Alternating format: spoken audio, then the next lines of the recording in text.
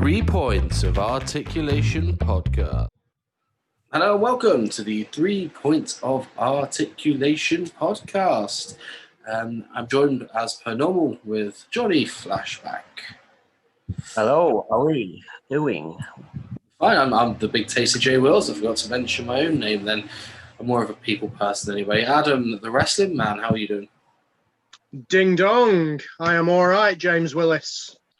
James Willis, that is me. For the foreseeable next week until my Facebook ban is up. Euros, if we last time we touched on the Euros, boys, it's been finished over a week now. It's not coming home, but it did for a little bit, and then it very much didn't. Yes, and you both caught the final. Johnny, it's come to you. How was your experience? Yeah, I think you've kind of said it well. It's kind of how I would say it as well. Football did come on, but it left pretty abruptly afterwards. But I was just happy to have a good cup run, get the final, have a few good nights out and stuff on the booze. What an experience. I mean, we've never got that far before in the Euros, so you cannot be disappointed with that. I am well happy. Could have been happier, but, you know, it is what it is. Well done, lads. Yeah, it was good fun. I think just the whole, trying to see, because I live opposite of social clubs. I'm not sure if I told you guys before, but when I watch things, it's on demand normally, so I'm about a minute behind. So I was ruined by the noise of the social club over the road whenever a goal goes in. I thought I had the same thing for the final when the penalties were going in, because I could hear cheering and I could hear booing, and I was like, oh, that means that England score the next one. Just turns out that the family over the road are Scottish, and they'll cheer whenever he missed, so didn't quite spoil it as much as I thought. But all in all, yeah, great tournament. I had the same issue with the Germany match. I was in a pub and I had two screens, and one of the screens, which was one that I was watching, was about 10 seconds behind. So I hear all the cheering, no, there's a goal coming. It was only for one half, so I can live with that. It's the important thing. But yes, boys, let's get on to news straight away then. We'll go to news there. We have some big reveals from AEW, WWE, and all across the board as well. So we're back in 2 seconds.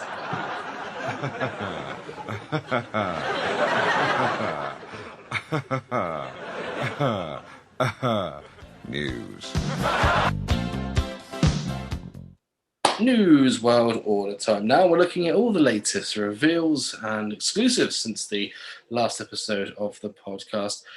Boys, we should start with some AEW, shall we? We've had the images for the Unmatched Series 1. Jazzwares, I guess if you guys have seen the images for there, should we start with Darby Allin? Let's start with Darby. We've had previous in the Unrivaled Series. We got this one because of the TNT title. Johnny, let's come to you first. How does this compare to the previous? I had to rack my brains to think what it was like, but now that you said it comes with the title, it kind of rings a bell. I think it's been a little improvement. It's good to see that belt being released so quickly as well. So, yeah, good release. Yeah, there's a bit more paint on this one, isn't there? A bit more design and things on it, but that's pretty much it. Is it the chase as well? Am I right there?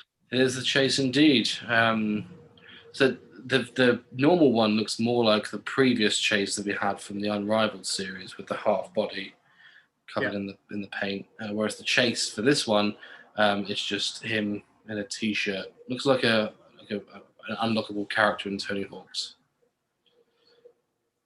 Basically. Is there a jacket as well? A jacket and it's like a flesh-coloured t-shirt, I'd say it comes with, and a necklace. Yeah, it's all right. It's a little improvement, like Jono says, but it's nothing out of this world. Yeah, that'll do. And no title with the chase either. Dustin Rhodes next in the half blue, half natural, I guess, look. We've had Dustin before. Arguably, I'd say the best looking one of the series, but we'll look into that in a second and see that doesn't actually make much for it. Adam, what's your view on this Dustin compared to the last? Yeah, I love the blue colour. It properly pops. I'm a big Gold Dust Dustin Rhodes fan. It's definitely better than the first one that they did. Any idea about the height? No, there's no description of it, no. But yeah, as looks-wise, it's definitely better. Did you think it was too tall last time, or do you think the others were too small? Or like, Cody was too small, maybe? I think it was a tiny bit of both, to be honest, which then extended it, obviously, because you had it on both sides. So it'd be good to see if this one's changed at all. Is it a direct repaint, or is it completely different? Well, it looks exactly the same. Shim doesn't come with any accessory as well, which is never good for an elite type figure. Yeah, you would have thought at least. Could have come with a bull rope or something from his awesome match. It'll probably come with some spare hands, wouldn't it? Miro up next with his camouflage shorts on and his weird-looking head. It's a very strange figure. I think it's one that we've discussed before that we think is a very weird time to release a figure of Miro from that era. Just wait a few months and release a TNT title Miro. But Johnny, views on Miro? It might be good for some photography when he's doing his entrance, but other than that, it looks a bit, mental. Let's just say his screaming face isn't pretty good. Yeah, I've not liked the images that I've seen. It makes the body look a bit out of proportion and a bit strange. I don't know if it's just the poses that they've done, but facial-wise, it's not a great figure overall. Let's be honest with that one. Looking forward to a better one of him in the future. He looks a bit mental. We'll make sure we we'll keep that as the episode name, should we? It's release day. They should, because that's right. Britt Baker, DMD. I put pictures of Britt Baker, the whole series, but this one in particular on our Facebook. I think if you're having someone that's as over as they are at the moment, or someone that's as hot or as top of the game as they are as Britt Baker, and essentially carrying a division, it is not very good face scan wise. It's terrible. Really, really woeful. Johnny, it's come to you. No, especially after all the hype that's been given. She got the treatment from the fan fest where she was given the figures, and they've got saying it's a first ever figure, and then for it to come out looking like that is very disappointing. I think it's going to be a case of different models have slightly different paints, if you know what I mean. Because I don't know if the ones that were shown were very slightly off. Something just didn't look quite right. But if we're going to compare it to women in AEW, let's face it, it's better than Rio. It's not as good as Shida. So it's somewhere in the middle. But with it being their top prospect, it could have definitely been better. I think Rio looked better than this one. Really? Yeah. It's up for debate. And also the chase comes with a white jacket and you can't really see underneath it. I don't want to zoom in too much in case someone caught me. Next up, we have Kenny Omega, another direct repaint. What's this, the 5th Kenny Omega figure? Adam, you first on this one. It's the worst one to come to me for, mate, because the Kenny Omegas are all blending into one to me, so I have no interest at all now. Once you've got one, you've got them all, so let's move on to Jono. Likewise, I can't remember it. I can't pick out the details of this one. I can't remember. Oh, let me enlighten you. It's black with sort of like a metallic blue with some bit of gold piping down the side. Lovely it is.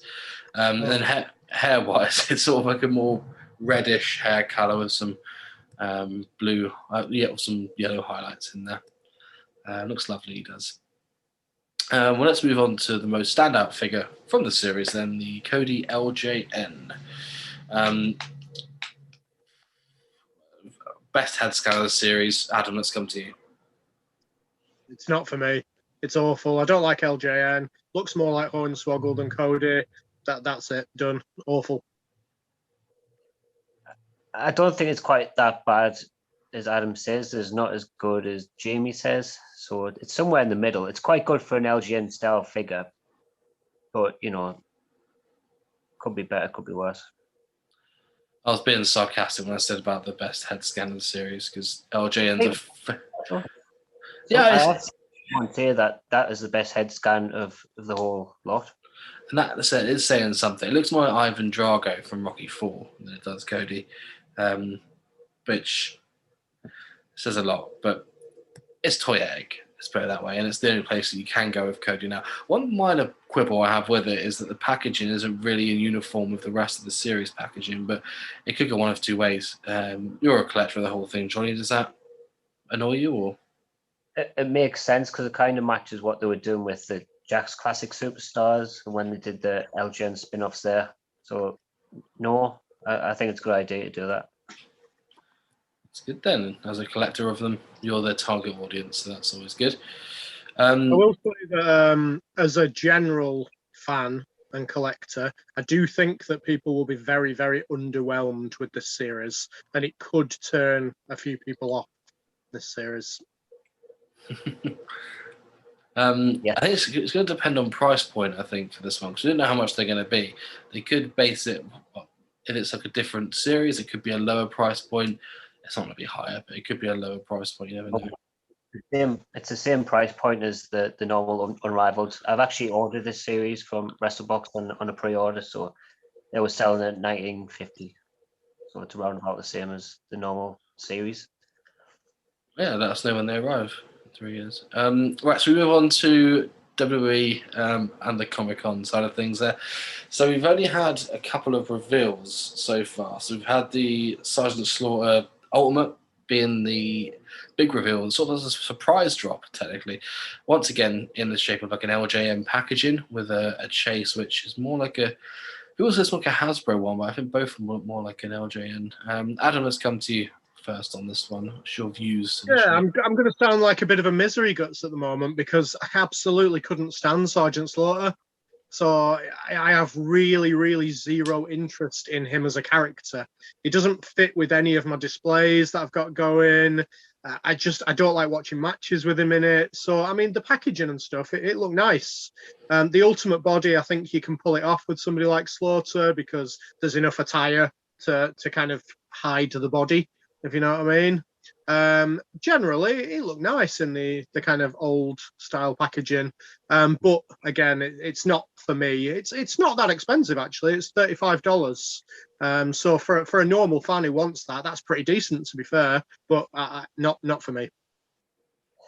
Well, it's a good job it's not for you because you can't get them shipped to the UK as of now. Every other country in the world it can be shipped to except the UK. What have we done? I don't know. Just a zombie sailor, didn't we? He's bloody grassed us up. But yeah, I'm quite surprised you give quite a glowing review of the figure itself because I know you don't really like the Ultimates too much. But you're right, it is a good figure. And I've said before, I think Sergeant Slaughter does lend himself to a good figure as well. But you're saying, totally get it. I was never a fan of Sergeant Slaughter. He wasn't particularly good in the ring or appealing to us. He was either the guy who hated Iraq and who liked Iraq, or he liked America. Doesn't mean anything to us. No, it doesn't. But the packaging is the selling point. It is reminiscent of the LGNs, and then the black carding is the representation of when it moved to kind of, I can't remember what it was called, the Black Series. Black Series is still LJN now, isn't it? Yeah, it is still LGN, but I think it was a different company from Canada that took it over. I just can't remember where it is. Yeah, they've done that Toys That Made Us, isn't it? But the Black Series, I think, was more the lucrative one, isn't it? That people talk about. Stars and Sword never had an LGN, which is strange, isn't it? That they've stuck with the LGN packaging. Maybe it's one of those things that never happened, but yeah, very strange. Do you reckon, obviously, it's Entertainment Earth that won't ship to the UK? Because I know they had the Mr. T last year. I think they do ship to the UK, Entertainment Earth. It's Mattel Creations where it's being sold now, and they don't have an option for UK postage at the moment. They are working on it though. Well, hopefully it's because they might be having a distributor, like maybe Forbidden Planet or something like they did with the Mr. T last year. We'll get some in. But remember that Forbidden Planet had Mr. T for, I think it was like 40 quid last year, a few months after it was released. I don't recall that, but yeah, I believe you. It was snapped up anyway, whatever. To stem with Ultimates, we've had images of the Hulk Hogan released, the Ultimate from Mania 9, where he famously had a black eye and won the WWF title. We spoke about this before, about the three options. This is probably the one that we didn't want, remember rightly? So we didn't really want to have on there, but three heads anyway. Adam, what's your viewings on the Hulkster? Yeah, it looks really nice. I don't think it's anything stand out like we've already had an Ultimate, if you know what I mean. So I don't think it will catch the casual fan, but it will catch the Ultimate collectors and obviously Hogan fans. The bit that I dislike about it is that I thought a really good aspect with the Elite figure of Hogan was that his shirt just came apart, whereas this one has one of those rip bits off, the Velcro bits, and it just looks like it's got a piece of Velcro stuck down it. If you pose it where he's pulling it apart. And I absolutely hate that, because the other one, you could just do it naturally, because it wasn't actually joined in the middle. There was nothing there. So that's the bit that I don't like about this one, for the kind of photography aspect of it and the displaying aspect of it. But yeah, otherwise, it looks cracking for an Ultimate. You know my feelings. Yeah, I think the Hollywood was the same type of shirt, if I'm not mistaken. So yeah, but yeah, it looks good. I just don't really like the concept of Ultimates. I don't like extra heads or hands, and that's pretty much what this offering is. Really, it's just a load of extra heads to the Hogan, which by itself looks pretty good. Just don't care for the extras. One thing that I've noticed, obviously, Joe, that Cody that you showed off in the last episode from the ringside exclusive one, where I had all the heads in the side of the box with the hands and the extras, that looks so much better. And obviously, if you're posing this Hogan and you have maybe the Hogan with the t-shirt, the bandana, and the belt, put the heads and the hands at the side, you know it's there, but at the same time, if you're posing it face on, it's going to look so much better than with all the spare heads and hands. Absolutely. I mean, I think that was a genius thing that Jazzwares did for that Cody Rhodes release, and it would be quite a good idea for them to go forward like that with any release, not just the ringside exclusive. Could do it in the normal line. Yeah, it would prevent the unnecessary accessories. On the other side of things, we've got Jeff Hardy, who only comes with one spare head and one spare pair of hands, and not much accessories at all, which I think for Jeff Hardy, you're going to want all the accessories you can fit in there, because it's a relatively bland figure apart from that. Johnny, let's come to you on this one. What's your views on Jeff? The glaring thing is the size of the torso. It is huge for Jeff. I know he did put on a bit of weight since, the 2001 to the 2010, which is about where this was from, 2009. But that is ridiculous for a sizing for Jeff. Yeah, they obviously didn't sell enough of the Triple H bodies, because what on earth has Jeff Hardy done to WWE at the moment? They're making him lose every match that he's got on main event, and they give him the body of Triple H in his next figure. The only thing that caught my eye in this one is the spinner belt slightly different in this than the ones that we've had already? I think the W is a bit different in the middle. It's not as... It definitely didn't look exactly the same, so I'm quite interested to see how that comes out. Yeah, so I mean, it was different as well, but I kind of guarantee that, because when I bought mine secondhand, it come with the previous release of the spinner belt, and the seller kept the new version, so I couldn't compare that. Was that on the Cena, did you say? Yeah, Cena. Oh, right, okay. But yeah, and also they changed the packaging as well. Because previously on the Ultimates they had the white with maybe a bit of red on there, whereas this one's red with a bit of white, which is peculiar, isn't it? It's a slightly different line, and it's like the fan? Yeah, it's just another it's like a sideline to the Elite line, isn't it? So right, yeah. So a bit. It's a different line. Yeah. Speaking of Ultimates, we had the news today that Mattel Creations have done a crowdfunder. For anyone that doesn't know what crowdfunder is, and there is some of you out there, isn't it, Adam? It's basically they put up a target to be hit. So in this case, it's 5,000 sales they need to make in order for this to be created. They then have tiers. So tier 1 is this. You see, so you can see the ring, the new generation ring, with the light up new generation entranceway and the ultimate diesel. That's tier 1. Tier 2 details will be released at Comic-Con, and that's now in a few weeks. But that basically means we'll be getting more things with it. And they put a little teaser by putting a little Doink the Clown mallet. I think it was Doink the Clown anyway, mallet on the video. So whatever that means. But Evil Doink mallet, I think it was. Evil Doink mallet. So I mean, in regards to like Mattel doing a crowdfunder, quite a big company, do you like this way of Johnny, let's come to you first. Do you like this way of building up business? I think it's very exciting. I would be disappointed if I paid $250 and only got the ring, stage, and diesel though. But I do like the fact that if there's going to be more than 5K, they're going to add something, and you still are only paying the $250. So if you didn't realize that, you're paying the $250 for the base, which is these 3 items. But once they reach over the target numbers, they keep adding to that. So you could be paying $250 for 10 items. So it could be a good deal in the end. Bit of a gamble though. Yeah, I mean, sorry, Adam, go ahead. It looks cracking, to be honest, but I had no idea where that 250 was going to appear. That shocked the life out of me. I thought it was going to be like $100 or something like that for it all.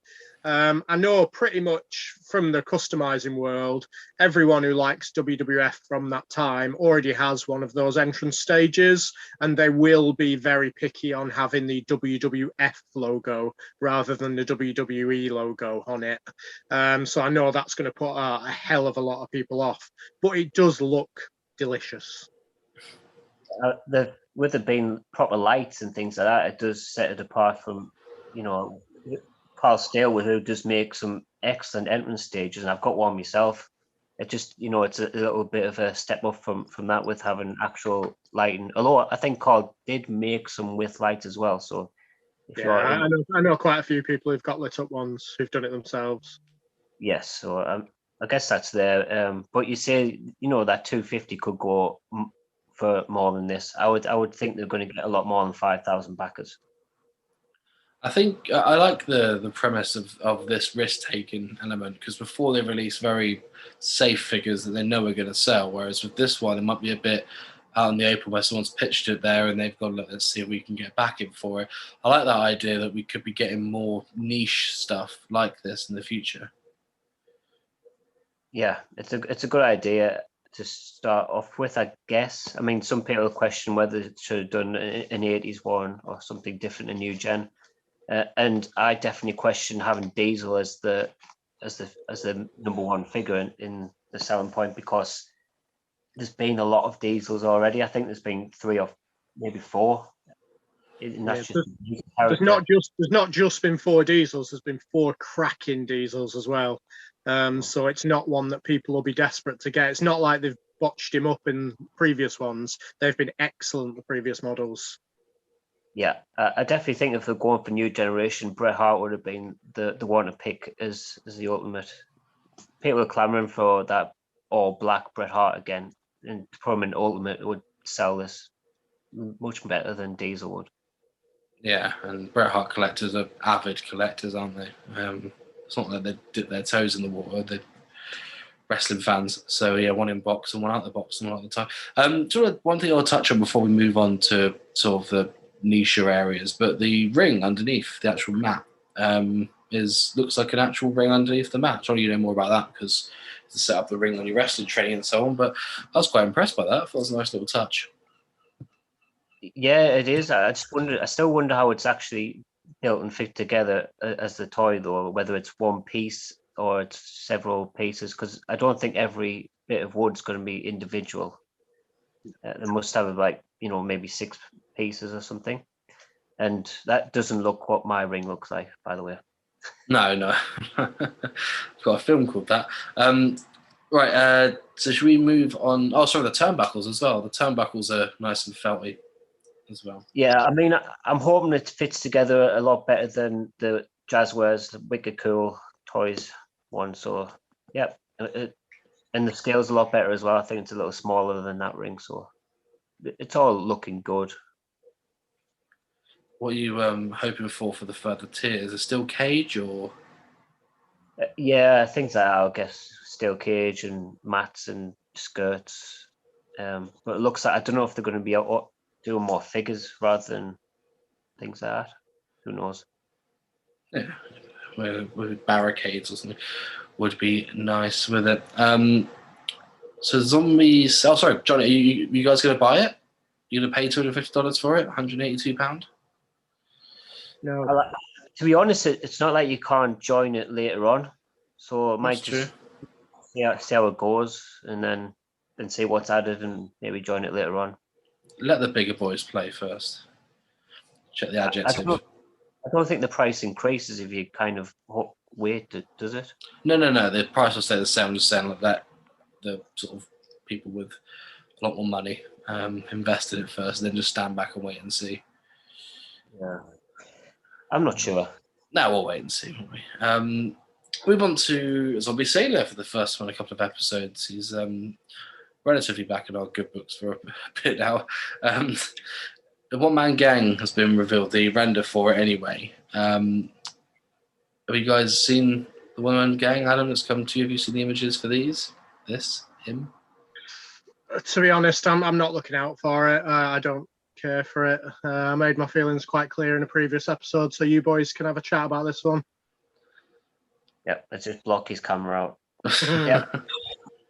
To be honest, Zombie Sailor, the man himself, has let himself down so many times. But the product's looking pretty good, and of course, it is wrestling figure news, so we'll cover it.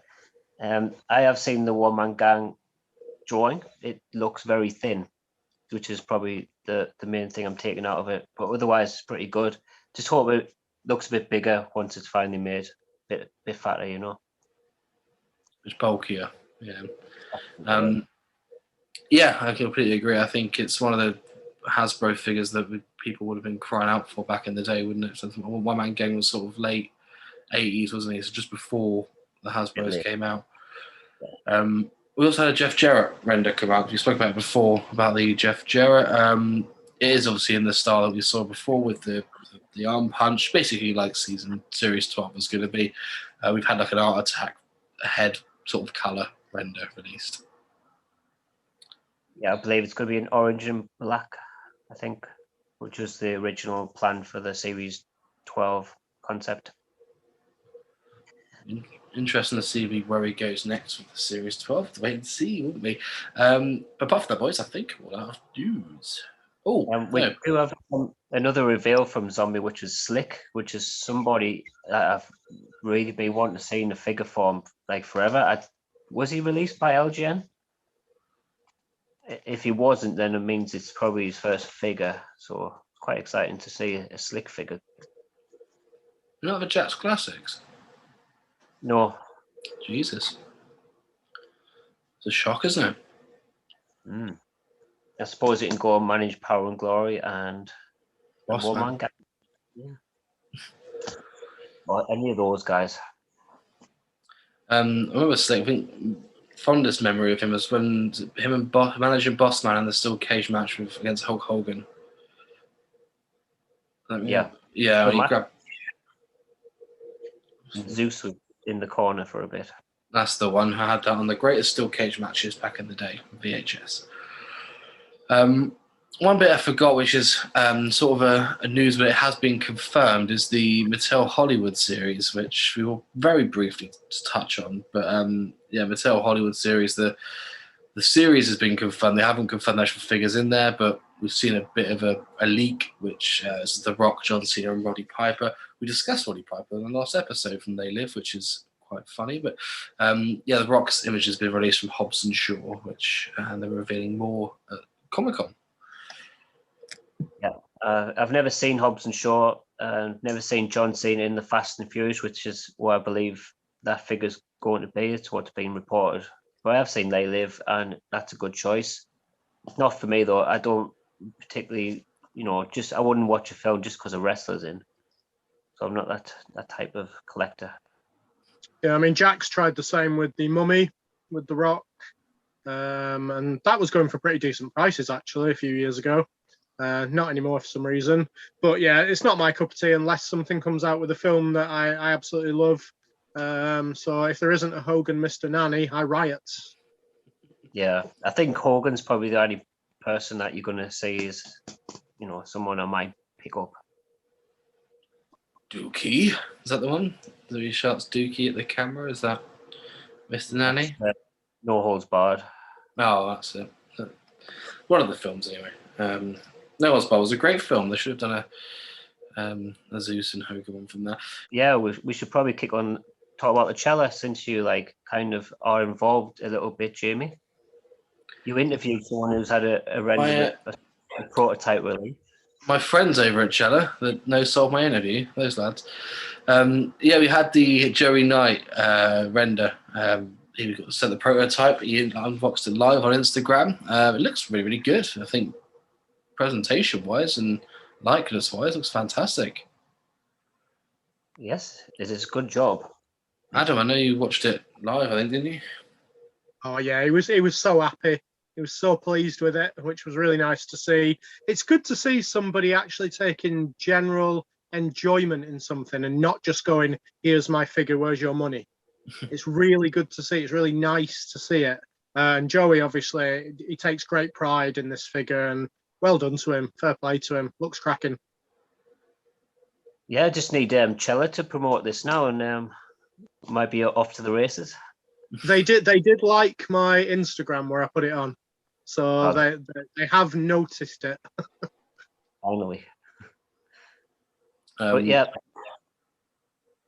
other than that, we have seen the same for Adam Bomb and his Cella figure release. So he's is a green and black with the removable goggles. So that's a pretty nifty one as well. So yeah, finally something on this little segment that I can be massively happy about. That looks amazing. That figure looks absolutely brilliant. It's cartoony enough to pop and be in your face, and it's it's nice enough to be a normal figure as well. When I went to watch the Mighty Adam Bomb in Blackburn Ice Arena back in '93, I think it was, maybe '94, he got annihilated in about a minute by Earthquake.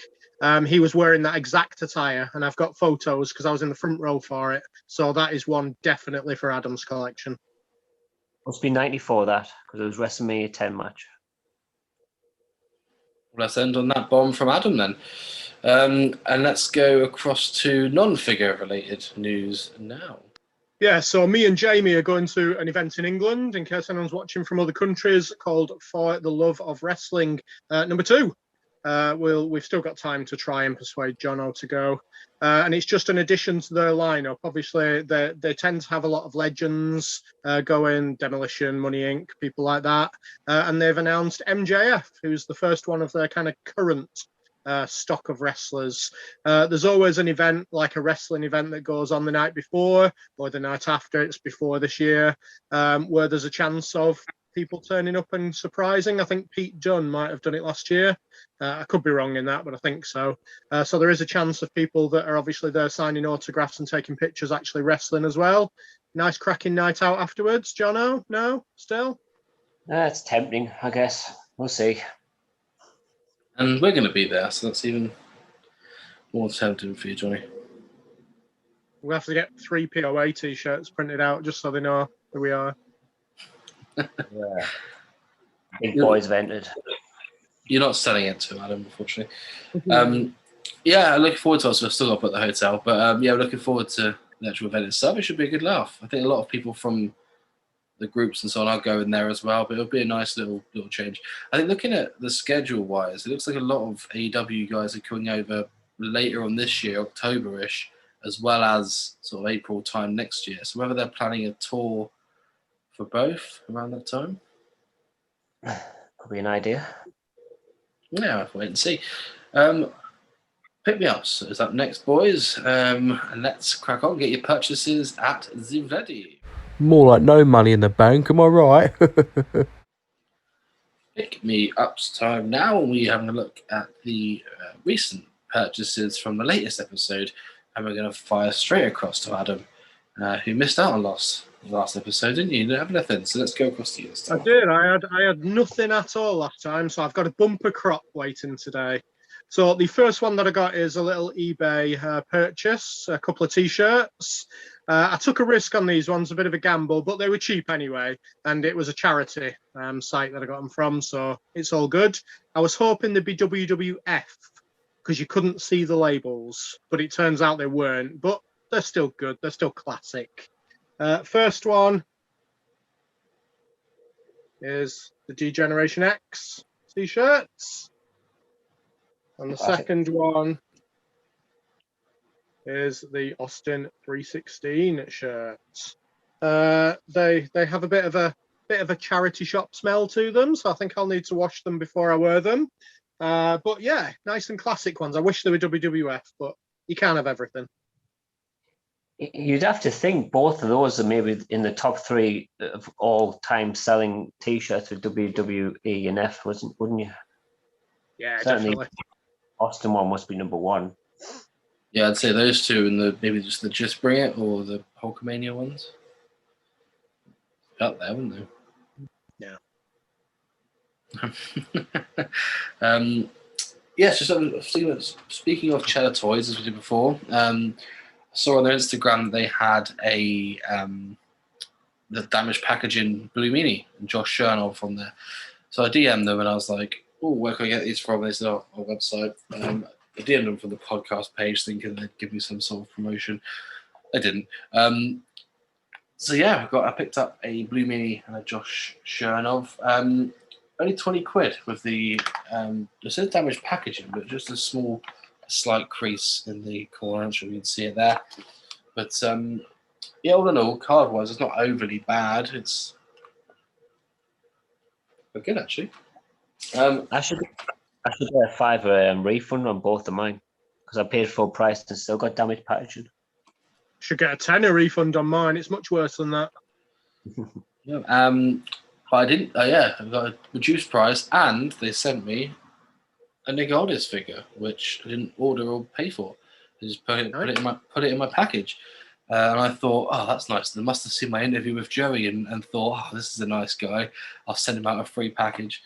I messaged them and they said, oh, sorry, that was a mistake. So no free stuff for me. Why are we sending them out with every single package now because no one's buying them?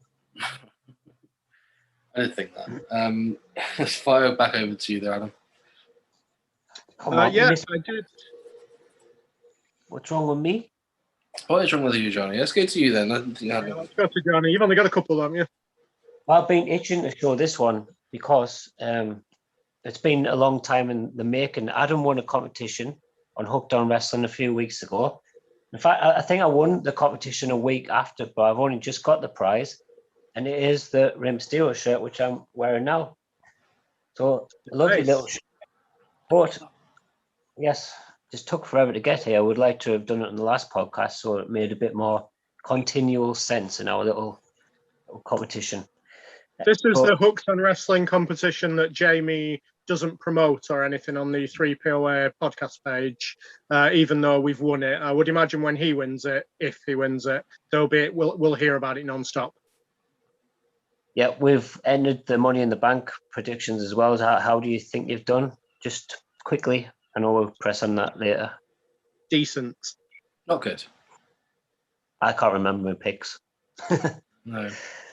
Yeah, I don't think I've done one at all. If only you guys had logins to post stuff on the Facebook. Yeah, I think T-shirt. I didn't realize it was a Rey Mysterio T-shirt. I just thought you were wearing like a T-shirt with like a tie. I didn't actually realize it was a Mysterio one. I don't know what I thought it was, but it's actually quite nice.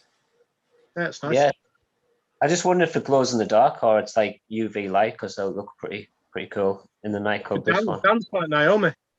Yeah, hope so. Let's go to John. Adam, sorry, let's go back across to you. Yeah, I did an unboxing on the podcast YouTube page, the 3 points of articulation, and I've just decided which ones I'm keeping. So I just thought I'd bring them along and show them on here. A nice 3 of them. It was like an NXT AEW bundle that I got. So the first ones that I'm keeping are the obvious ones for my display behind me, which are the NXT TakeOver Wilder and Dawson the Revival, SCR, as they're known now. They're quite sought after, these figures, go for very decent money on eBay. Sorry if I'm boring you there, Jono. And the next one that I'm doing is the American Dragon, just because I've never owned this figure and I actually quite like it, which is Daniel Bryan. Not as good in the face as I initially thought it was when I saw it, but a very, very smart robe with the dragon on the back. And it's a bit weird for WWE to have done that one. They don't tend to do ones from independent wrestling shows. I think he did wear that in like his first sort of outing in WWE. I could be wrong, but sorry, did it have the logos on, or was it just a red robe? Couldn't tell you. You know, you'd probably have to go and watch SummerSlam 2010 or something like that. But yep, I do have a funny story about this, and that you outbid me to win that auction, and I bumped up the price for you. I'm very sorry. Cheers for that. I got it for quite a decent price as well, you cheapskate. Oh well, good job I didn't try to bid more then. Too rich for his blood. So I got we got a free giveaway from the Legion of Hasbro page, which was the Ultimate Warrior 12, the talking figure. They've done like so they did a free giveaway on the page, which I won, which is always good. I never win the paid ones anymore, so I might as well take this when I can. But it's not something I would buy personally, but it's fun to have. I never had it as a child, but I know Johnny's got one. My soundbox doesn't work as well as yours. I think yours sounds a bit better than mine.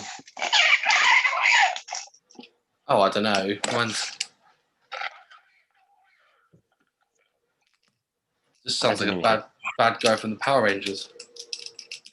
Never mind. Yeah, not making good audio, that is it.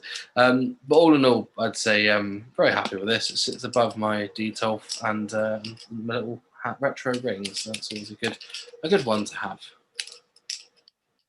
Yep, done well winning that one. Anything else, Johnny? Yes, I have received one of the Jurassic Express sets I've ordered. So this was from Fig Pop Shop. It is the variant actually. So it's got the Luchasaurus on top of Jungle Boy. There we are. I did intend to open this, but I don't know when or if my other ones are going to arrive. So I'm going to keep it boxed for now. That looks huge. It is. It's a very big box because you obviously got two figures on top of each other. So yeah, it's a lot bigger than the normal packaging. I'll try and show it against this John Cena I've got handy. Wow. There you go. Obviously, don't open the variant package and open the other one because it's. To be honest, I'm getting two of the variant and one of the normal. So I'm just hoping the one that I get normal is decent enough packaging. Because to be honest, I think this is just a mistake. I really think that that's where it's just messed up and then sold it as a variant. I don't think he's ever had Luchasaurus on top of his shoulders. I'm pretty sure that the gimmick right at the beginning was that he did the whole pretending to try and pick him up. I could completely be making that up, but I think that was the case. So I think it might be right. I think it was Marco Stunt that did that. Was it? I'm pretty sure. I know what you mean though. It was in like some sort of in a tag match, I think, where he tried to pick him up and he couldn't get him up. I'm pretty sure it was Marco Stunt. I can't recall, but yeah, I do think it was just a mistake in the packaging and sold it as it is, as a variant. Looks good. Back to me. Another eBay purchase. This one, bit different than my usual purchases. I just saw it and it was just over a tenner, so I thought I'd give it a shot, and it looks pretty good to be honest. So I'm going to get it up in my display somewhere, which is a Monday Night Raw sign, but lights Monday Night Raw. It was a seller called Instantly Classic on eBay. It also disappeared today when I went to leave feedback for it. So I don't know if he's been pulled for copyright or anything like that. But I've got one for just over a tenner anyway. He also had it on Buy It Now for about 20, I think, but I won it on the auction. So yeah, pretty nifty, and it'll light up my room nice and sweet. Pretty good if you have the room to display it, and you could get some more with SmackDown on or anything like that. So I'm guessing this guy made them himself. They're not real products. Yeah, I'm assuming so. Yeah. Looks good. Yeah, I think some old school ones look quite good with those as well, wouldn't they? Yeah. Yeah, I'm just trying to hit him up if you're still around. I bought some Hasbros this week. Also, we're doing the retro review, which we'll be covering later on. But yeah, I picked some up for Grant Leon on the Facebook group. So shout out to him. He's quite a character. I got the Rockers to start with, which covering. So I won't go into too much detail about how the figures look because we're covering them on retro review, aren't we? Got the Bushwhackers there, the Anvil and Tito Santana, the Mountie, Undertaker, Repo Man, Texas Tornado, and rounding us out, Jimmy Superfly Snooker. Some of these will be featuring on Series 2 next week, next episode. But yeah, got a nice little Hasbro bundle. None of those are featuring next week. Jimmy Snooker. Maybe. That's all right. But some of the ones that also were in the bundle were featuring this week. So we'll be reviewing those. We've got Smash from him as well, which we come up on retro review. We'll have Luke and Bush next week, but not Snooker. Oh, we'll tag team next week then. Right, okay. And the Rockers, maybe. But yeah, Hasbro as well. So it's been quite fun collecting them. I've been quite enjoying picking up little bundles here and there. It's a good time to start, isn't it? Johnny, any more? We back to one. No, because they're expensive. Not these ones. No, Yeah, fairly cheap, most of them, especially the Rockers and the Bushwhackers, aren't they? Yeah. Anyway, I do have one more purchase. I got it from my good friend Rob Passmore, who I seen on the groups was selling a WrestleMania chair, and only for $100. So, for all of our sakes and efficiency, I bought it off him, and he came and dropped it off at my house. And it's a WrestleMania 31. Trying to get it into the shot. That's in the shop. Lovely that. Well, yeah, so yeah, new WrestleMania chair, WrestleMania 31 or WrestleMania player sign. That's a lovely design. That I saw you pick that up. I was just quite jealous. Very nice. Yeah, I think it worked out well for both of us, and he didn't have to ship it off and all that good stuff. So really happy with that one. Cheers, Rob. Nice. Good package. I also saw you pick it up. I thought it's a good get for our Jono. I don't think I would have picked it up. I would have been too confused by how the shipping would have worked. But yeah, good looking chair. Cheers. That's me out. Back to me. Back to you. So my next one is courtesy of Jamie Wills. He didn't send me it, but he gave me the motivation to buy it, which is the Cody Rhodes American Nightmare jacket, the AEW official one.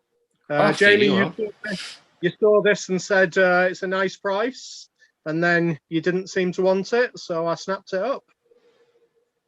No, yeah, it's not I didn't want it. It's just that it was a smaller size, wasn't it? Yeah, I think it's a medium, but I bought it for display purposes more than wearing. Yeah, so I'm going to display it, but it's a lovely jacket, lovely jacket. When I saw it, I thought I didn't think you'd buy it, truth be told, but I thought that's a nice piece. Very expensive when they first came out, and even more so now. So yeah, very good price.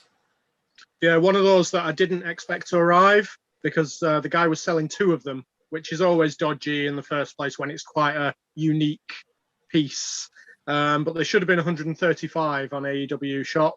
And it was 40 quid even on eBay without any postage or anything. So I was very happy when it arrived. I want that. Damn it. It went very quickly. I think the medium be too big for me, too small for you. But at least someone's got it. Yeah, I don't know what I think what I'd do to it. I'll try to put it on. Right, so we have an extended trip to BCA Corner now. The restrictions have been lifted, so we're allowed to stay overnight. I've had quite a bumper week with bone crunching figures. Let's start with the Jericho bone crunching from the later series that they released, sort of the 2001 Jack Pacific. I quite like this figure. It's the standard Jack's head for Jericho, but all in all, the details wise is actually quite good. Yeah, quite nice figure all round on there. It's not bad, that one, actually. The face is quite decent for the time. We've also got Papa Vince McMahon from the Ringside Collection, looking like he's going skiing in Aspen with his turtleneck on and his little microphone there.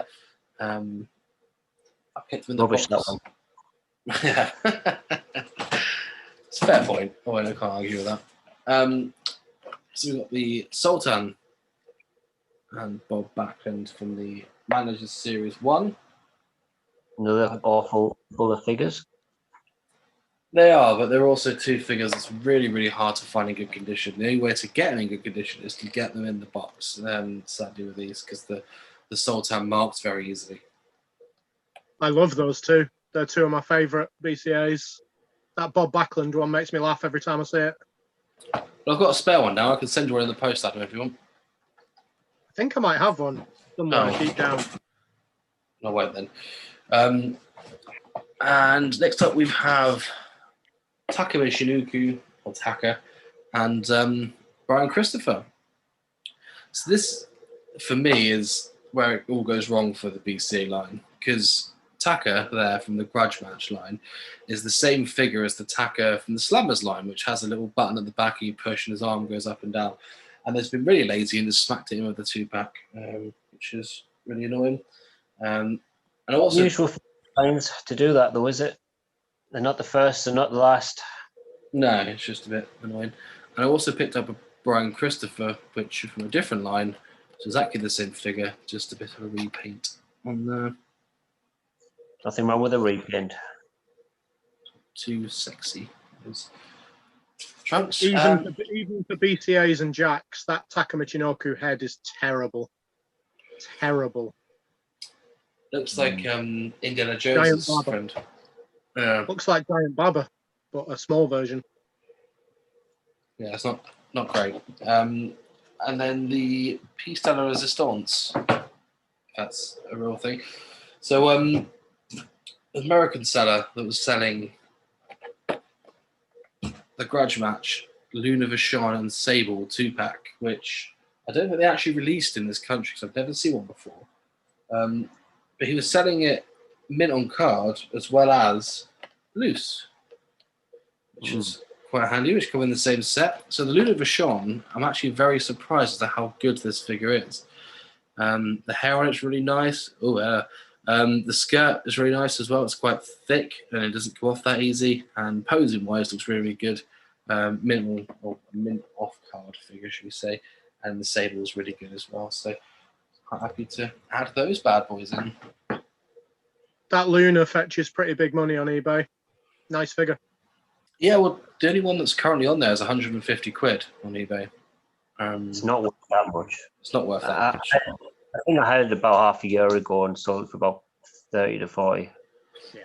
Well, I paid 42 all in for the mint on card and the loosies. So that's really good. In America, especially.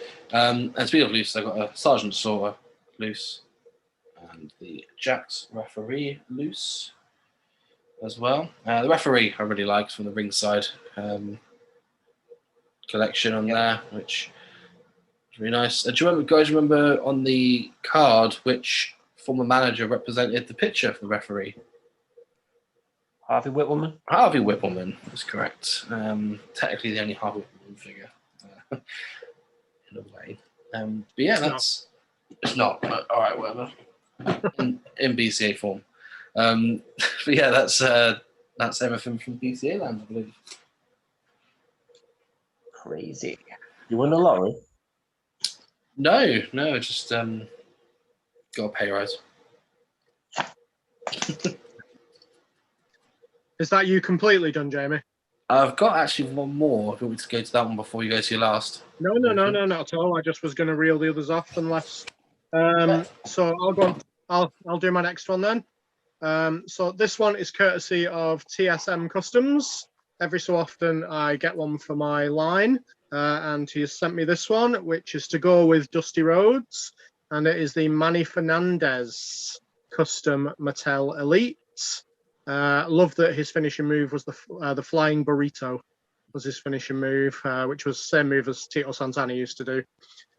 So really good detail, got a lovely tattoo on there, exactly like it was. The head is just perfect. He's basically taken a B. Brian Blair Jack's head and changed it, reformatted it, changed the mouth slightly, changed the nose, done the hair, and changed it into a Manny Fernandez. So really impressed with this. Really good work by Tom, as usual, at TSM Customs.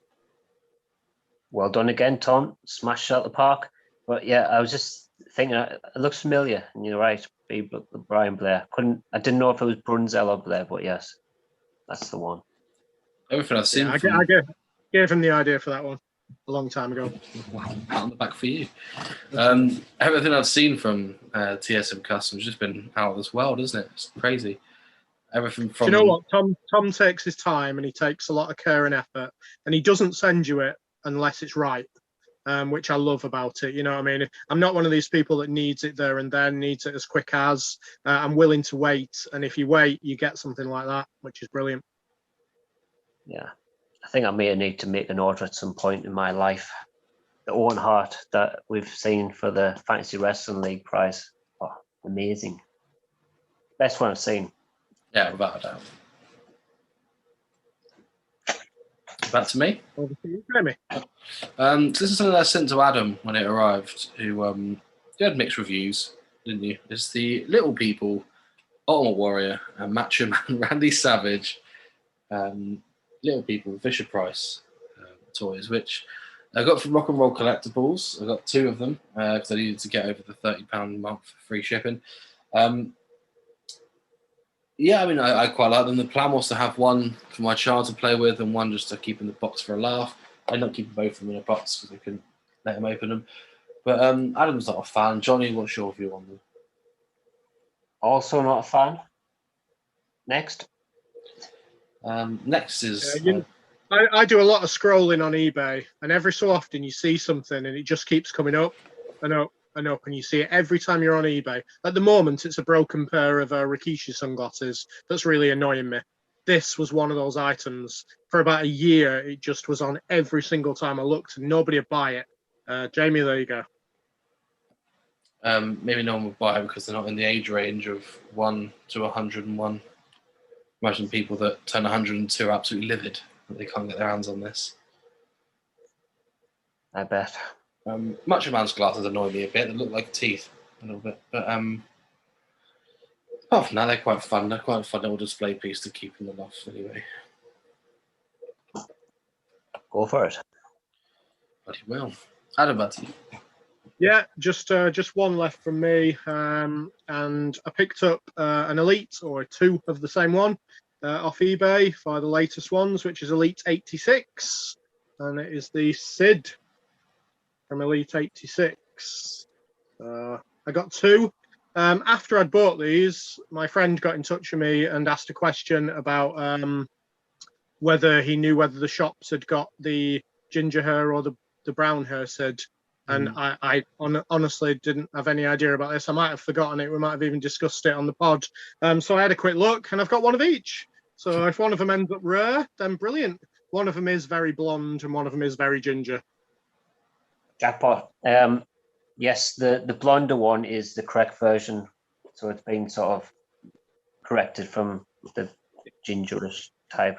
So, yeah, we've got the best of both worlds there. Yeah, very nice. Pointy finger, which I quite like. I know we don't like hands that much, but I quite like that. The face is really good. I am a big fan of the face on the basic, but this one fits the time period. Yep. Yes, I really want that figure. I just haven't picked up from anywhere yet. I was hoping I could spend some WrestleBox credit on it, but doesn't seem they're getting anything in recently. But it turned out for less than £20 each because I bought two. So I paid about 39 all in, I think, for both of these. Next one. I think you'll find it cheaper than that for a while. And that's a lot, isn't it? That's everything for this episode. Brilliant. So make sure we've tuck into our Break It Down segment next. We're covering Money in the Bank 2021. We haven't done this yet, so it should be fun. Let's tuck into that now, boys. Break it down. Dun, dun, dun, dun, ba-dum, ba-da, ba-da, ba-da, ba-dum, bum, ba-dum, bum, bum, ba-ba-da, bum, bum, ba-dum, bum. Break It Down time now, and for the first time ever, we're reviewing a recent pay-per-view from this year, looking at Money in the Bank 2021. So first off, boys, the build-up for this, we discussed it on our predictions. It's been a build-up for one or two of the matches, not much for the others. Commentary team, where we discussed it in the previous ones. How do you guys feel about the current commentary team? SmackDown start with Michael Cole and Pat McAfee. I was going to leave this comment for the last match, but why is Pat McAfee a terrible commentator, but he's an amazing promo? I don't think he's translated too well to commentary as he has done, on the mic, and how good his run was in NXT. I'm going to stick up for him a little bit here. In NXT, when he did go on commentary, he was really good. Right. Michael Cole just does nothing for him. He doesn't gel with him, doesn't go off what McAfee says. I do think it was a little bit of McAfee as well. I didn't like the character he was playing as a commentator in this one, but yeah, I think he needs the people with him to bounce off him. Yeah, and he's not really been a heel as such, where he was really going right in NXT. He was a heel. He was cocky. He was edgy. Whereas he's just been a neutral commentator here, and he's not doing it well. It kind of reminds me of Piper a little bit, which is not good. I think I'm going to say this now. I think he's a bit of a fresh air on SmackDown at the moment. If you watch the weekly shows, I think he's quite a good part of it. He'll give everything to it, which is something that you don't really get from Michael Cole and Corey Graves. Remind me of the SmackDown lineup. Is it just them two? Just them two. Yeah. Right. It's Michael Cole being... Sorry, guys. Anyone's better than Corey Graves. He annoys me. Well, yeah, so they've got the Raw team of Jimmy Smith, Corey Graves, and Byron Saxton, which is the other side of things. I give a huge positive on this one. Go ahead, crack on. I don't even really notice Jimmy Smith, and that's a huge positive because I don't want to focus on the commentators. So he's doing a cracking job so far because he's keeping it neutral, but in a better than Pat McAfee way, if you know what I mean. And yeah, good job for him. I do want to do a bit of a shout out to what Byron Saxton was wearing last night, which was very much a white and green Money in the Bank themed suit, which was an excellent suit. Yeah, didn't notice that, but good point about Jimmy Smith. He is doing his job well. Stuff. Lovely. So should we move on to the pre-show with the Usos versus the Mysterios. We had a conversation before, and also we did predictions. I predicted the Usos for this one because I could see the whole storyline tying in. And then it's a bit further into it and thought it would be ridiculous for the Usos to get the win. The Usos got the win. Have you guys managed to watch this one? I don't say pre-show, but Adam? Yeah. I watched this one.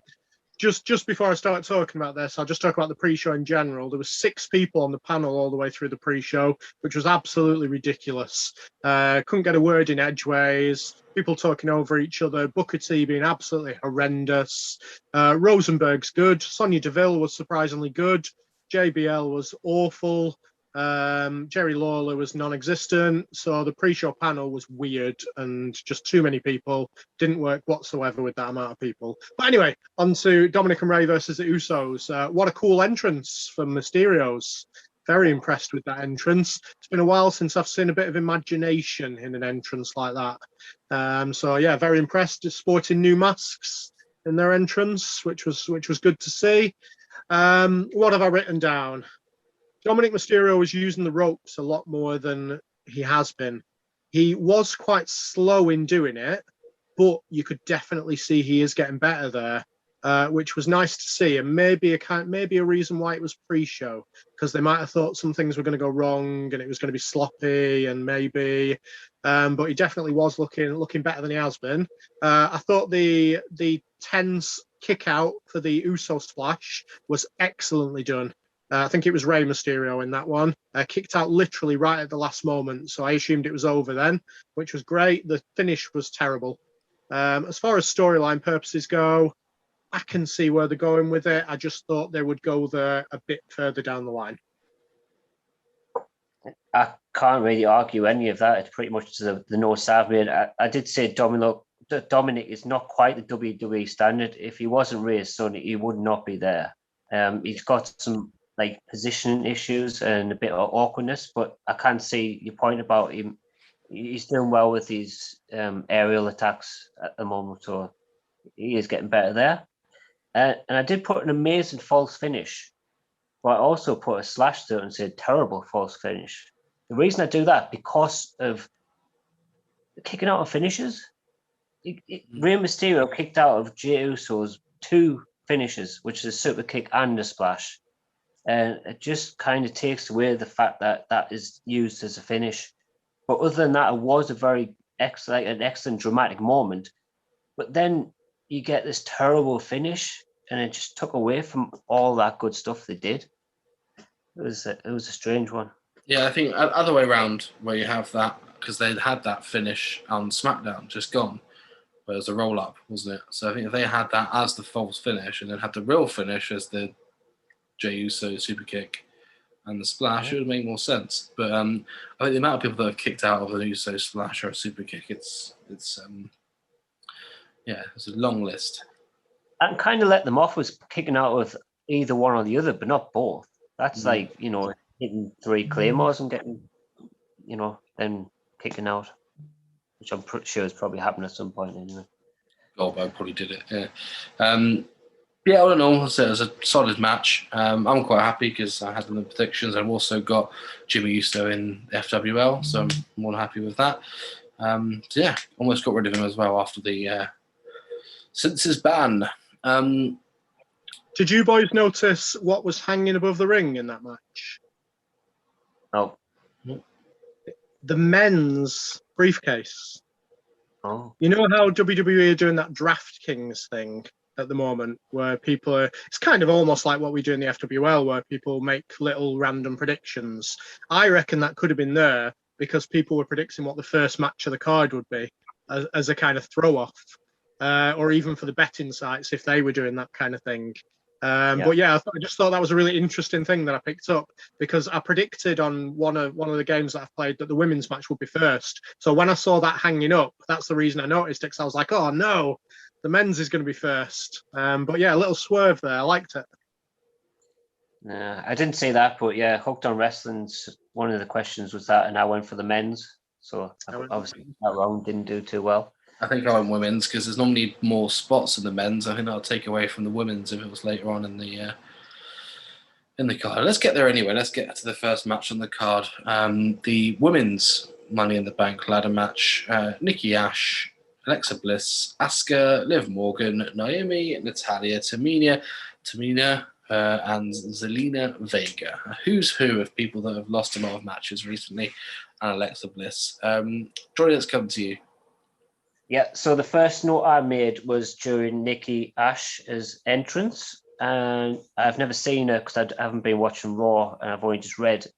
And the first note that I wrote was, Nikki Ash has jobber written all over her. Did you catch? We'll come back to that. But I was following on for that. I was saying there's solid creative ideas from the women, and they executed it quite well. And yeah, I thought it was a pretty good match, to be honest. Everyone sort of played the part, and there was some good spots. Not Alexa Bliss. I did not like that one bit where she controlled Zelina Vega. That can exit my screen. And I actually loved the finish. It made so much logical sense that nobody's ever really done that before. While 6 of the women are fighting amongst themselves, someone just comes from behind, takes it. Perfect. It fit the character well, I think, for Nikki Ash. It fitted that finish fitted the character well. I don't know the character. I know she's a Money in the Bank holder now, though. And not a jobber. Right, let's run through my notes. So, first of all, is in complete agreement with you, John. I thought the match was really well put together. I'm assuming it's a Tyson Kidd match. It reeked of him during this match. I could imagine him doing some of the spots that were done. It would have been great if it wasn't in slow motion. I thought the match didn't go at the speed that it needed to go at. The women were so slow in this match, which made all the good spots really obvious, and everyone knew what was coming, which I didn't like. So it had the makings of being a good match, and I said this could be the worst Money in the Bank ever. So I'm going to reverse that a little bit. You know, it wasn't bad, to be fair, but it was quite slow. The tug of war bit I thought was the weakest bit of the match, where the two women just carried on doing the tug of war because everyone was so slow around them, which ended up looking really weak and silly. I think I'll just quote Jamie Wills to finish off this one. Who are you going for in your prediction, Adam? Oh, Nikki Cross, because I think that's why the storyline's been built up. Well, you've fallen hook, line and sinker for what WWE want you to think, Adam. There we go, Jamie. I haven't quite fallen hook, line and sinker for it. Well, you did, but yeah. One thing I'll point out, I think with not go back to what I'm predicting, Nikki Ash is correct. You'll have seen that coming. But Natalia, like, I haven't been able to put my finger on why I don't like her as a wrestler or as a performer. I've never really, I sort of watch her and I think I don't like her for some reason. I could never be able to point out what it is. This match for me, I think, just made it completely obvious. She does things that quite clearly are just pre-organized spots. I know that it's quite obvious because it's wrestling, and if you watch like an NXT match or watch a wrestling match, it looks like it flows really well. It looks like the wrestlers are reacting to what they're doing with each other in the ring. She doesn't. She's like a robot. She'll do things on the same track regardless of what's happening around her, which is what I don't like. She can fall over and hurt herself outside the ring, but then if the next spot in 3 seconds time needs her to be completely full health and push a ladder over, she'll do that. And I just don't like it. I think that for me was the only downside to this match, was just watching her and Tamina be very robotic. I completely 100% agree with that. I noticed that every match about Natalia. Normally I would say this, but I thought they both had a fairly decent out and they didn't do anything wrong as such, and it wasn't as noticeable. But I do agree with you in general about those two. Shame that Liv Morgan didn't get more of a time to shine, but I think her time's coming soon. I think it was a big swerve from them. But yeah, apart from that, the only other notes I had was that Naomi is very much a female Kofi Kingston, and I think she's going to get a big time to shine in a few years, I think she'll be released before then.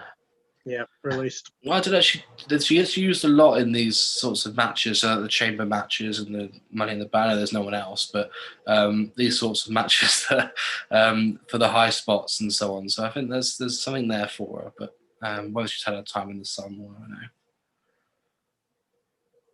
Should we move on to the Raw Tag Titles match? Just before we do, just the interview in between that. So after the women's Money in the Bank with Roman Reigns and the Usos, just displayed for me, because I've not watched a lot of SmackDown, how good Roman Reigns is at his role at the moment.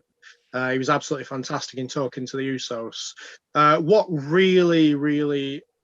What I hated about that interview is, without saying it, they made light of Jimmy Uso's misdemeanors. There's a lot of people in the world who've got people that they know that have been killed by drunk drivers and stuff like that.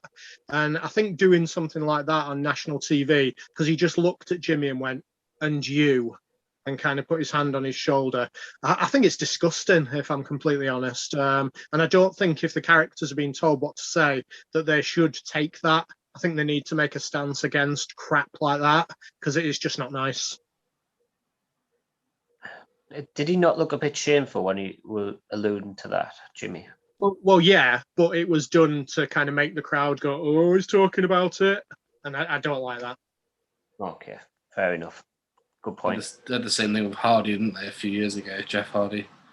It's the sort of thing you can't really make light of that sort of area, can you, just in case.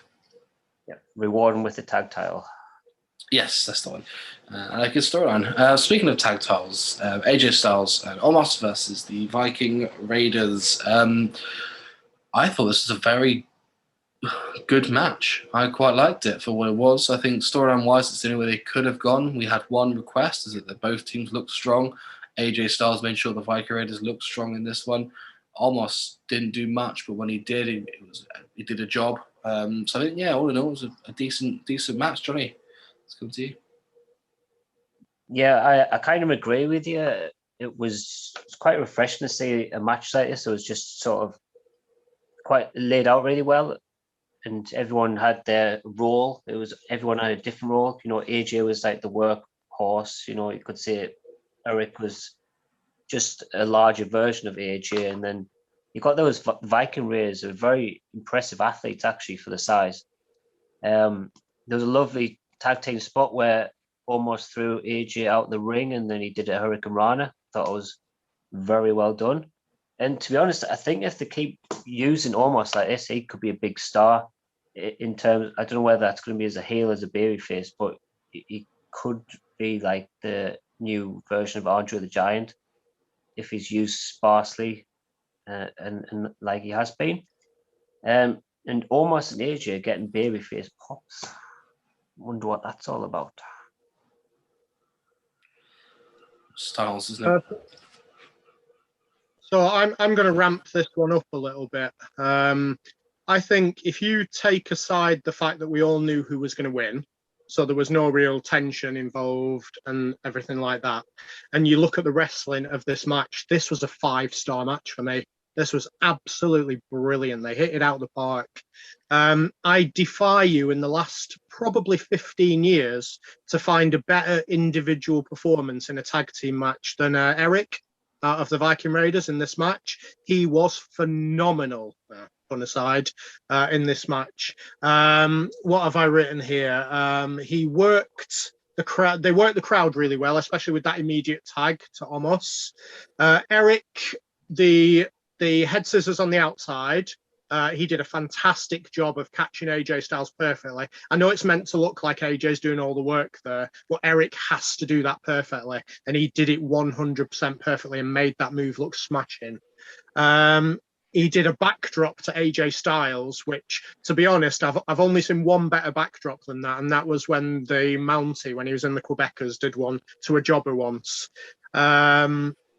I've written, that backdrop, of course, yeah. Famous one. The sequences that he did like him and AJ did a bit of a sequence move in the ring where they did a few moves and then AJ did a few moves, etc. Eric was phenomenal in that. The way he moved around the ring, the aerial stuff that he did, honestly, if you rewatch that match and just focus on Eric, phenomenal. I think that's all I wrote about that, because I've not seen a better tag team match than that in the past 10 years. Yeah.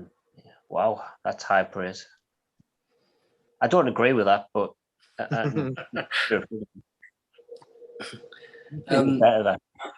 yeah, I think the Viking Raiders, all in all, we saw what they could do in NXT. It'd be good to see some consistency. I think the lack of jobbers during the pandemic they've been the ones that have been hurt the most by it, them and Aleister Black. So shame, really. Any other further points on this Adam Hanslip 5-star match? Nearly 5 stars. Take away the non-rivalry and knowing who's going to win. A 4.99. And see going on a lot more. I think they're going to keep having matches against each other for a few months or whatever. Yeah, really good chemistry with the Street Profits. At first, I was saying I was disappointed that almost didn't pin either, but at least it gives them something to work to next time, I guess. They can show almost his domination over both of them, because he's only pinned Eric, but not either. Did you notice the really strange clip that they showed before this match? Because they seem to be doing this weird thing of showing an old clip before every match now. Yeah, I know. And every match had like somebody doing something really good, like winning a title or something. And this match, the Viking Raiders came out looking all really big and strong and powerful. And then it showed them doing like freak show things with the Street Profits in that little weird routine that they had. And it just took away everything that they just walked out like. Yeah. That's a shame. We'll allude to that later. Yeah, I think a few weeks ago I noticed that they don't really cut back to previous pay-per-views as much as they used to. So I think that's quite a nice breath of fresh air, that sort of thing. Next up, Bobby Lashley versus Kofi Kingston. Glorified squash match. Adam, let's come to you first. Yeah, I mean, it was a glorified squash match, but going a bit longer than a glorified squash match. The opening move, they completely messed up, which was not a good start. They missed it. Kofi was supposed to get the roll-up and completely went too far and missed the roll-up, which wasn't a good one. I really, really disliked, going back to a point where you said, Jamie, a few weeks ago on the pod, you said about nobody breaking out of the Hurt Lock. The fact that Kofi did break out of the Hurt Lock, and then Graves tried to cover it up, saying that it was, that he'd let him out and blah, blah, blah, but that wasn't the way that it actually came across on screen. It came across like Kofi had broken out. For me, all I thought to myself all the way through, apart from it being a genuine ex-world champion, Xavier Woods would have worked a lot better in this role for me, because it would have given him a little bit of a title match and a boost and things like that. And it would have almost had the same effect. I get that Kofi's a former world champion, but I do think that Xavier Woods could have had his moments in the sun. They could have built it up like they built up Kofi. Is Xavier going to do it? Is he finally going to take the next step? And I think they missed out on that opportunity. At the end of the day, this match was to do a job, and it did it. I think if you wanted that to happen, you're giving WWE Creative a lot of credit that they probably will not be able to achieve. Kofi had a pretty good tights on. He probably wants to figure out of that with his Masters of the Universe style get up. I did zone out most of this match, I gotta admit. With the escape from the Hurt Lock, it just looked like a bit of a botch. Like Kofi was too thin almost, and he just sort of slipped out. I wonder what actually did happen there. And as we kind of pushed upon on our predictions, this was just a nothing match. There was no build-up, and there was never any suspense, and it was completely destroyed. Yeah, it was to build up to what Bobby Lashley, like a delay into Bobby Lashley's next feud, which is apparently going to be Goldberg. So have to wait and see on those ones. But I agree. I think Woods would have made complete sense. I'm guessing what they're going towards is just Bobby Lashley destroying the New Day before maybe someone cashes in the future. We'll have a look at that in due course. But all in all, I completely agree. Why it looked like a botch to me. It looked like Kofi was a bit of an eel and just slipped out of it, which was annoying. But hopefully it was a botch and not something that they planned, because as I said to the other week, I think I love a dominating submission move, and a Hurt Lock gives that effect at the moment for me. Any further points on this match, or before we go to the women's Raw title match? Nope. Well, so first I'll say about the women's Raw title match, Charlotte Flair versus Rhea Ripley. I said to Adam, this must have been months ago, I didn't really like the WrestleMania match that they had last year. I don't know why, it just felt a bit like something was missing. I think they've found that slot in this match. I think this was a very, very good match. I really liked this one. So all in all, yeah, I think it's faultless, I'd say. I don't know if you guys have any holes to pick in it, but Adam, let's come to you first. I didn't like this match, if I'm completely honest. I really didn't like this match, which isn't me kind of going about the state of the women's division at the moment, because Charlotte and Rhea, for me, are the two best competitors. And normally they are fire. But I really didn't like this match. I don't think Charlotte appreciated the disrespectful crowd chanting "We want Becky" all the time, which I didn't like.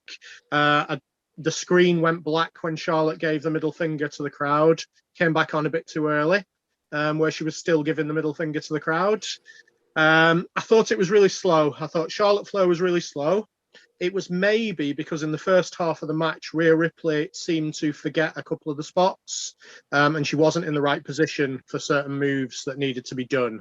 The sequences of moves that they did were slow, they were fumbly, they didn't work at all for me. And it's a shame, and it brings to an end a very poor title reign for Rhea Ripley. Yeah, I know, a very poor title run. The end of. Yep. The crowd were hot for this, though. It's probably the hottest the crowd have been all night up to this point. There was some solid action, I would say. You're right, it was slow, but it was solid. But I zoned out for most of the match again. The finish, I'm not happy with because Howe was using the steps, not a DQ. Like the previous month, Rhea used part of the table and got disqualified, but Charlotte used the steps and doesn't. Maybe that's part of the storyline. Maybe she can complain about that tomorrow or tonight on Raw. And yeah, Rhea is Charlotte's BITCH. Can't beat her.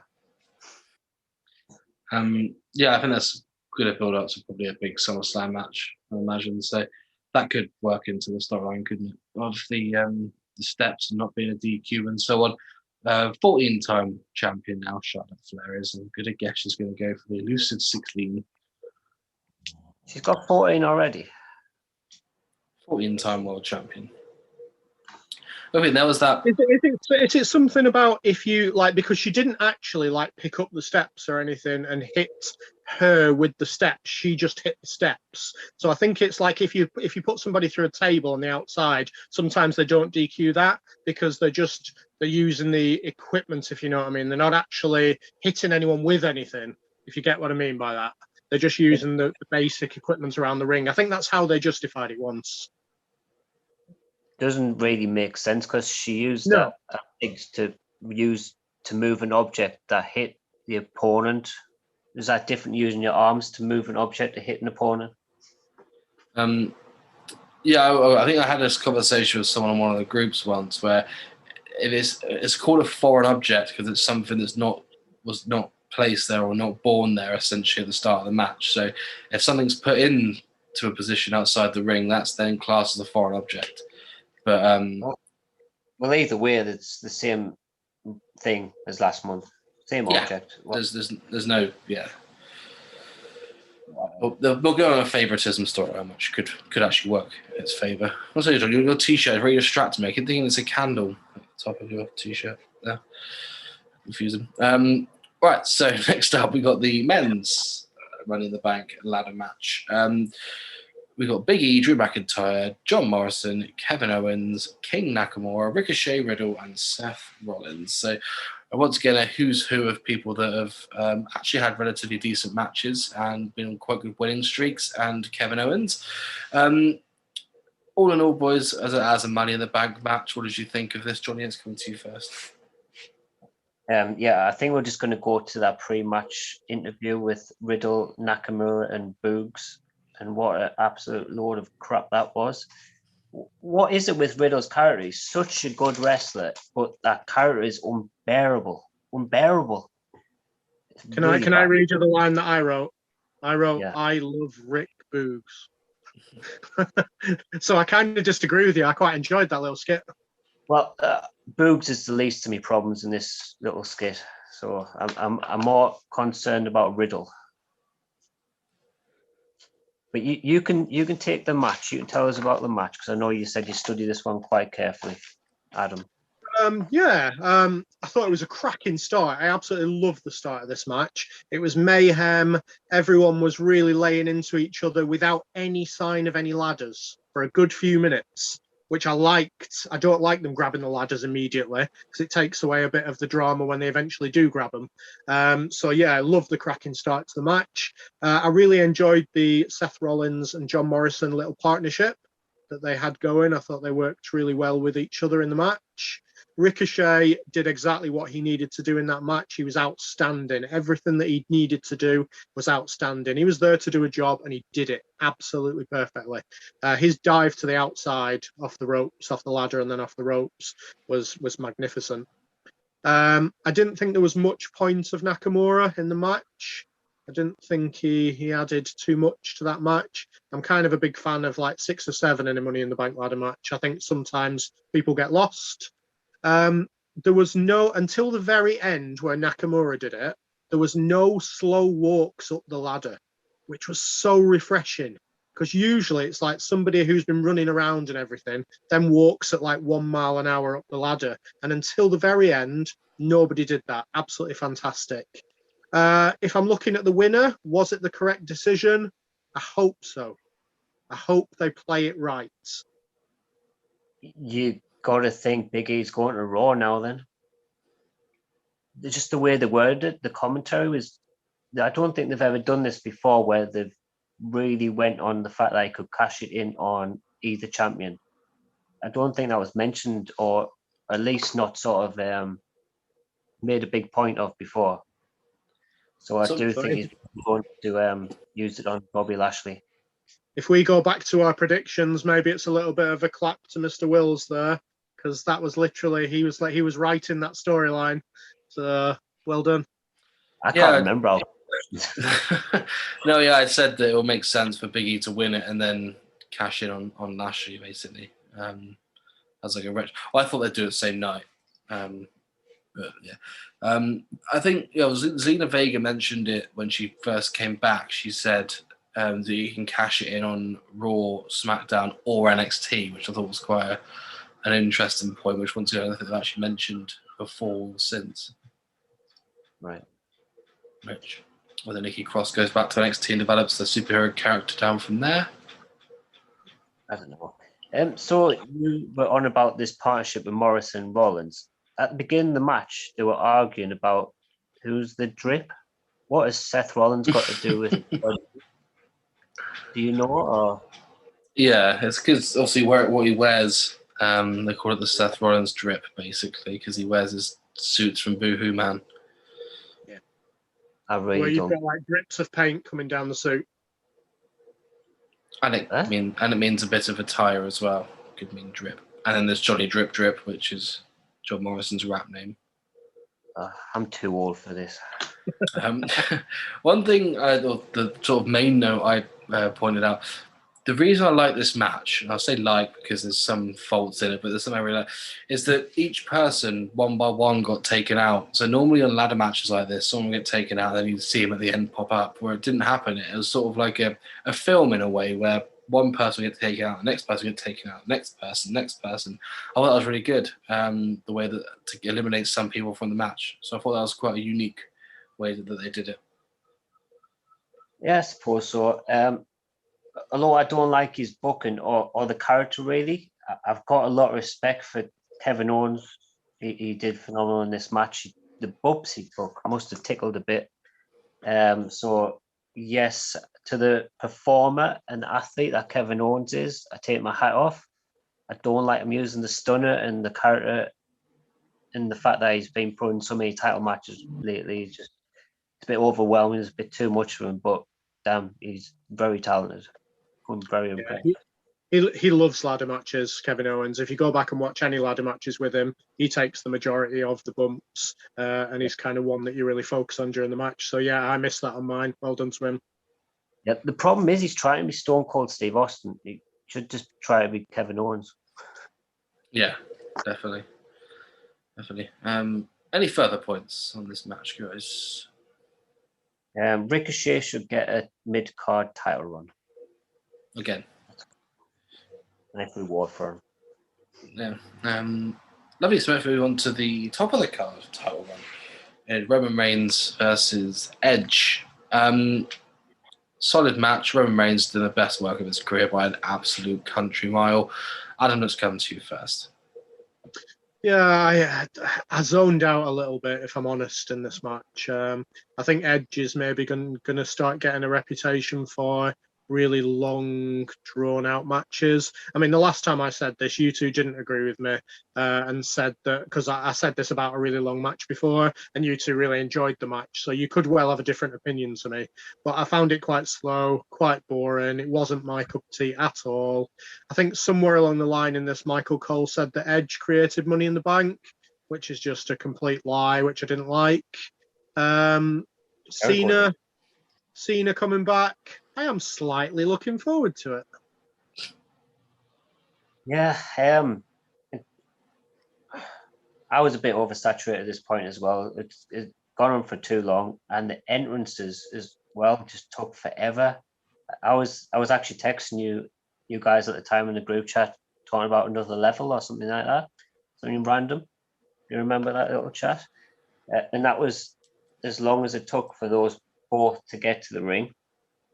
Other than that, I don't have much notes. I must have just zoned out a bit and just watched it. I'm sure they did a fine job, but I can't really comment. I don't remember. The only thing I remember... It went double the length of any other match on the card, bell to bell, which was a very long time. I really liked the long match that Edge had with Orton. So I don't know what was different here. Maybe it was just that, I don't know. Yeah, I'm just watching it. I think they try so hard now just to get over the fact that Edge can have a 30-minute match at his age and after his injuries. It was fine after the match with Orton that they had at Mania, and then even after the greatest match of all time, whatever they called it. But I think now it's like, yes, we know he can have a match. We've seen him have a match. We've seen him do the Rumble from start to finish. We get it. He's healed. He's old, but he's got a good engine. Stop talking about it. Move on. Move on to something completely different. What they're trying to do is show that you can outwork Christian. Maybe. Do you see the part where Roman Reigns kicked out of a crowd count? Of a what? When there's a ref bump, Roman Reigns kicked out of when the crowd were counting. Oh, no. No, I missed that. Then, of course, Michael Cole says, "Oh, you could have counted 10 there." Oh, he kicked out. Good old Michael Cole. But yeah, Cena coming back at the end, which was a nice surprise. I thought it was Mark Wahlberg in a Cena outfit when he first come back, but look, he's lost some weight as our John. Looks very slim. Let's admit it was not a surprise to nobody that everyone knew he was coming back, even me, and I don't follow these sort of dirt sheets. No, but what could possibly go wrong with having another old wrestler come back and challenge for a title straight away off the back of a loss?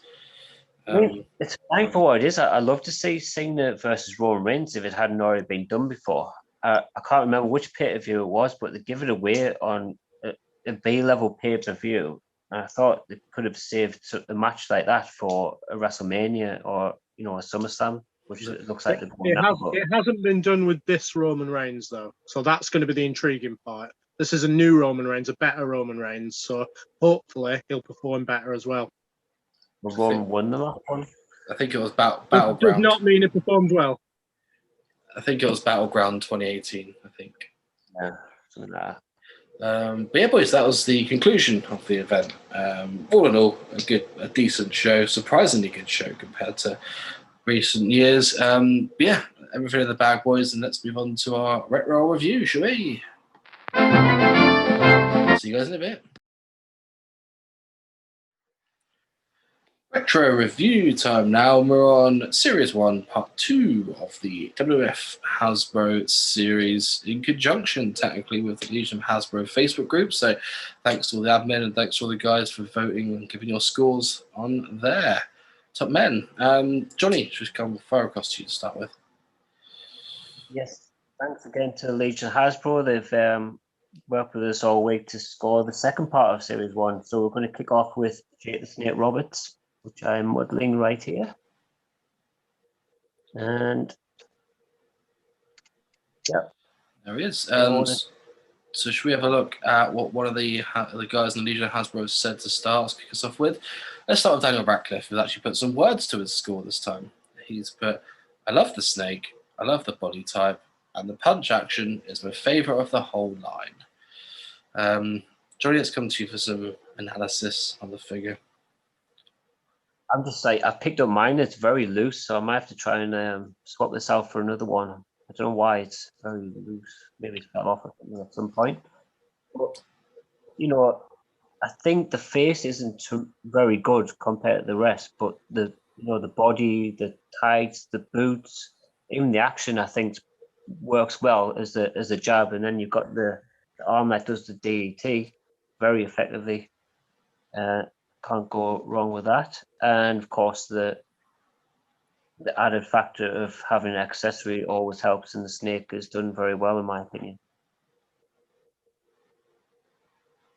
Yeah, I kind of disagree with you on the face. I really enjoy the face. I think you can't really tell the expression of the face, and that was the thing with Jake, where he was quite hidden expression-wise. Sometimes you didn't realise that he was smirking when he was smirking, and vice versa when he wasn't. I like the eyebrow on the face as well. Action-wise, I think I do like the punch, like Jamie says. I do think you can squeeze out a DDT under here. I was practicing earlier to make sure I was right, which I enjoy. One of my favourite ones to play with when I was a kid. What else have I written? On the trousers, do any of you two know on his actual attire, did the snake have a head and tail? Or was it just the pattern? Because if it did have a head, then Mattel are obviously, Hasbro are taking liberties by doing two tails. Because if you follow the snake round, it's just a pattern. Never noticed that. Adam, you have revealed something new to me. Right, it doesn't have a head on the snake, which is not great, really, is it? It knocks a point or so off for that, I think. Good point. Yeah, I think for me, I like the boots. I think the boots are a major selling point for this. Damien's obviously fantastic and it fits around his neck super good. But the boots, I remember as a kid being like, these are, didn't maybe want to go and buy some snakeskin boots, but I thought they were really good. Let's go to Gavin Denny, who's given this a 9. He said it literally is Jake the Snake Roberts. Body shape, great accessory. Even the punch accent suits a solid jab punch. Wasn't he actually left-handed? So this is actually wrong in terms of the jab. I can't remember whether he jabbed or with the right or left, but I think it works better with having a DDT on the left, which shows, you do your DDT with the left hand. So, either way, you can jab with your wrong hand if you want to. No one's stopping you. Be honest, if you're left-handed, then you would jab with your right. So yeah, scores-wise, 7.8 for me. Iconic. I'm not a massive fan of the face. I don't know which one of you two said that you were a fan of the face either, but I'm in agreement with you. It just didn't. It looked like my old school caretaker, which you guys probably can't relate to. But yeah, that's my score. Crazy that I've scored. Oh yeah, I thought I'll go next because I've done exactly the same 7.8. I'm going to bring this one up and I'm going to give it a straight 9. This is one of my faves. Ooh. Well, Legion Hasbro went pretty much between us at the 8.5. That averaged out. There's a lot of 9s in there. A lot of I think there's a couple of 10s as well, wasn't it, Jamie? Yeah, there's a couple of 10s knocking about in there. I can't name drop, so I've just gone off the comments. But you know who you are. Fond memory. Speaking of fond memories, there's probably even more fond memories of this one, and it is the Macho Man Randy Savage. It is WrestleMania 4 attire. Man, if this one doesn't scream Hasbro, I don't know which one does. What do you think, Jake? I love this figure. This is one of my favourite figures as a kid. Only for the pure reason that I think they've managed to make something very, very simple, toyetic as anything. People say about the painted wrist tape and so on, but I didn't notice it as a child. I wouldn't notice it now. It wasn't pointed out. I just absolutely love it. Yeah. Once again, I keep noticing little defects in the ones I've got, and it's just a little bit of a paint loss on the stars. Nothing major. And notice there's nothing on the back. No Macho Man. It's quite surprising since the Macho King and Macho Man had it on his back. So I have to take the points away for that, and the wrist tape, which is always the big talking point about this figure and what was wrong with it. But other than that, it's really iconic. From the front, it looks excellent, really, other than the wrist tape. The face is maybe not there, but I think it's hidden by the glasses and the headband, which are all molded on, which has took some good detailing on, to be fair. I've written down the word iconic, so that's matching there. I quite like his move for the hammer drop type of move that he did. One of the main points that I make over and over again with these is the fact that he's wearing a different attire on the card. He's wearing silver headband, silver cape, and pink trunks on the card. So very, very different.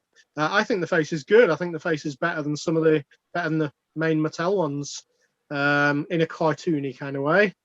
Yeah, it's just an iconic figure, isn't it? I was going to actually ask you whether it was right to the point where he should have had Macho Man on the back or not. I don't know if he did in the match. Yes, I think he did have the Macho Man. I could check the elite for it to hand. The headband I never really noticed as a child. Never really could join ABBA with that headband, couldn't you? The elite counterpart. And you see Macho Man on the back there. So it shows you what's missing. Could have had some wrist tape and finger tape. So it's quite a good likeness, really, isn't it? Actually, when you put them together and they've got the glasses on. It is a really good figure, and as you said, the action is one of my favourite actions from the Hasbro line. If you want to talk attention to detail, it's got lines across like the neck where, if you tense it, you stick out. So they've done a good job capturing that. And a little kink in the arm for the elbow drop, which I quite like. Yep. Any comments from Hasbro, Jamie? Yes, so let's have a go to Robert Mitchell, who is becoming more frequent on the group as well. He's been quite a good commenter on there. If you go to 9, he says, excellent figure. Would have been a 10, but those unpainted wristbands. On there. And Rick Lee said it's the perfect size for perching on those square buckle, raising the arm, and a nice little bend in the arm for the big elbow drop. Look at this figure, is incredible. In brackets, wristband should have been painted, but then one of the best Hasbros ever. He's gone with a bold claim. Yes, I think that's a fair assessment. I forgot about the fact that he could perch himself on the top rope as well with those feet. So good point on that. I was thinking before we went into this whole review is that this was one of my favorites, but then you kind of, when you're studying them, you see what's wrong with them. The lack of the logo on the back, the wrist tape. So it's brought it down a little bit from where I started, but I'm still going to award the highest I've given so far, and it's 8.9 for me. I'm in the same ballpark. I'm at 8.7. As I love this figure, but there's certain things that you just can't overlook. And I think for me, the wristband, I'm not going to give that points for the wristband. It's more the headband. I'm not a fan of the headband. I'm not a fan of the sunglasses. So that's my only dot points for it. So I think with me, a lot of people see this with rose-tinted glasses because of the iconic look of it. There is enough wrong on this to take quite a decent chunk off. It's an 8.2 for me. Oh, well, it's a good job that they help us out a little bit, or help Macho Man out a little bit by giving an average score of 9.31. It's the highest score given so far by the Legion of Hasbro. So, Macho Man, thank you. Yeah, so it's iconic, isn't it? Next up. We'll go Rick Rude next. Oh, I missed out $1 Million Man. I've got Paul and Ted DiBiase, so we're going to go. Oh, you've gone for T. If only my. Well, I'll go Rick Rude anyway. What's your thoughts, Jamie?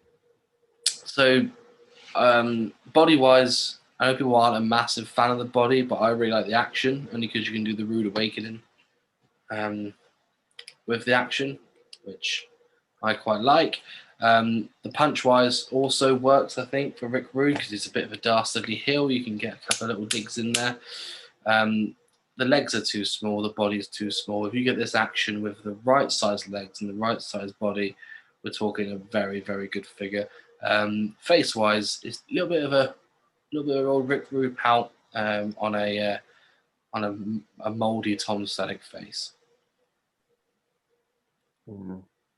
It's not the best face, I don't think, so that's not going well.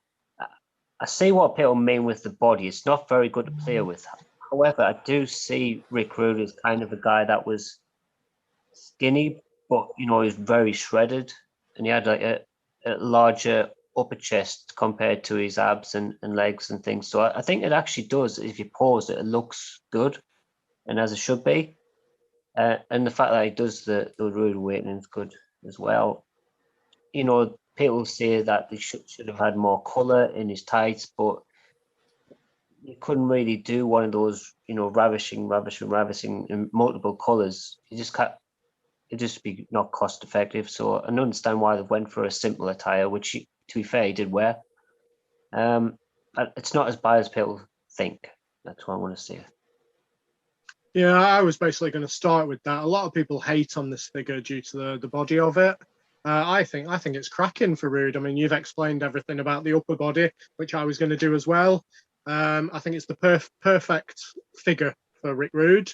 I didn't like playing with it as a kid, so that knocks a bit off for me. But the Rude Awakening and Sleeper, you can kind of do a little bit with it as well.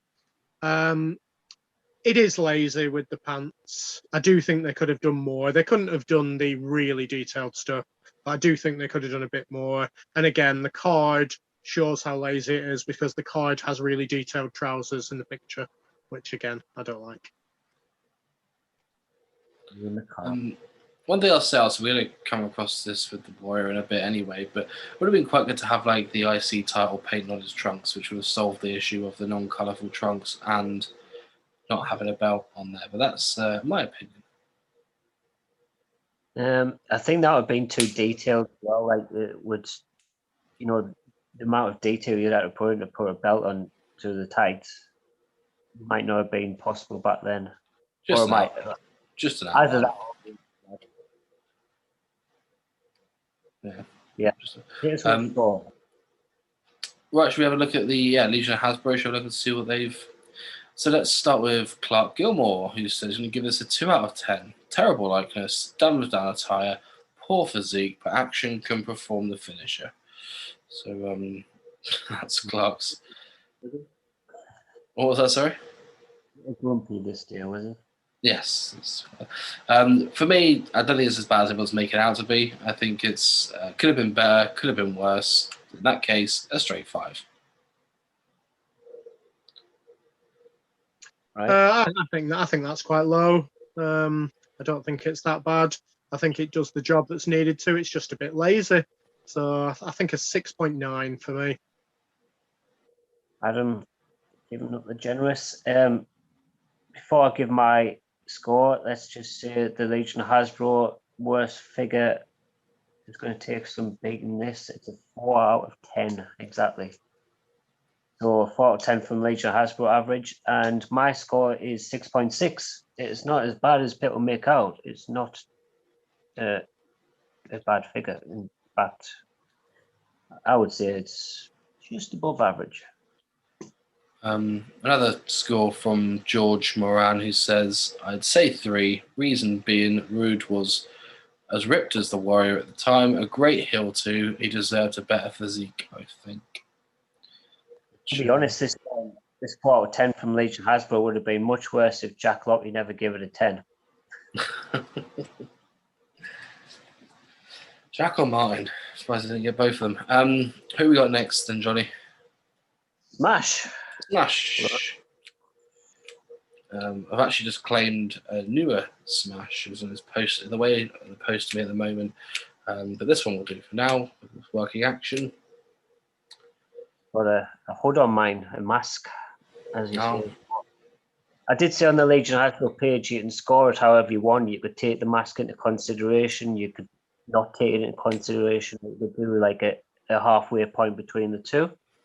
I think it's quite a good accessory. To be fair, it could have done with a painted detail of the studs. But other than that, it is the right shape. So it's done well there. Let's have a look at the figure itself. Jamie, what's your feelings? First and foremost, I love the arm pad on the bicep rather than it be on the actual elbow. I But can't remember wearing on the bicep. What's all that about?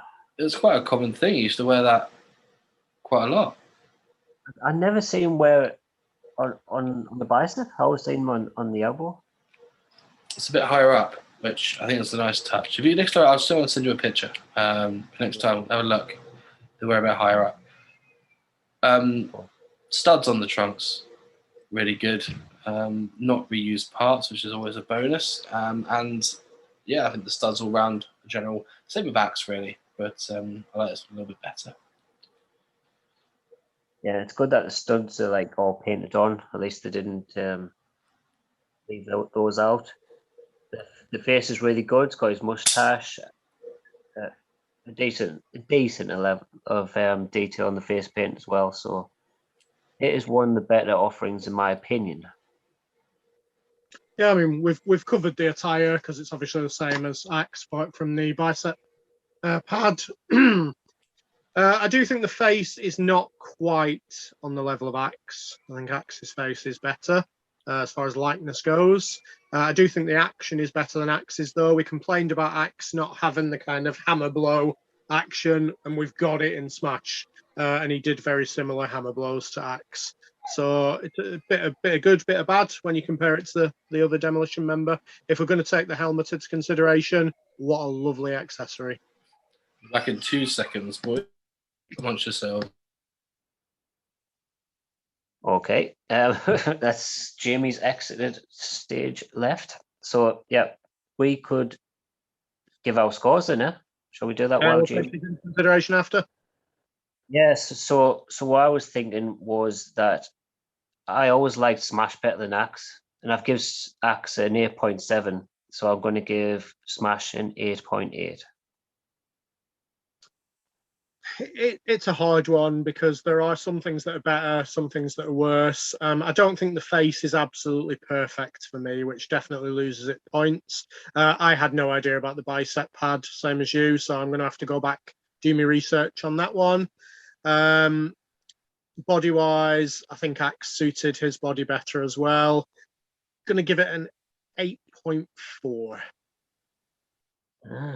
It's not a bad score still. And yeah, you're an Axe fan and I'm a Smash fan. So since we don't have any Legion Hasbro scores, Jamie's back, or comments. Jamie, are you back?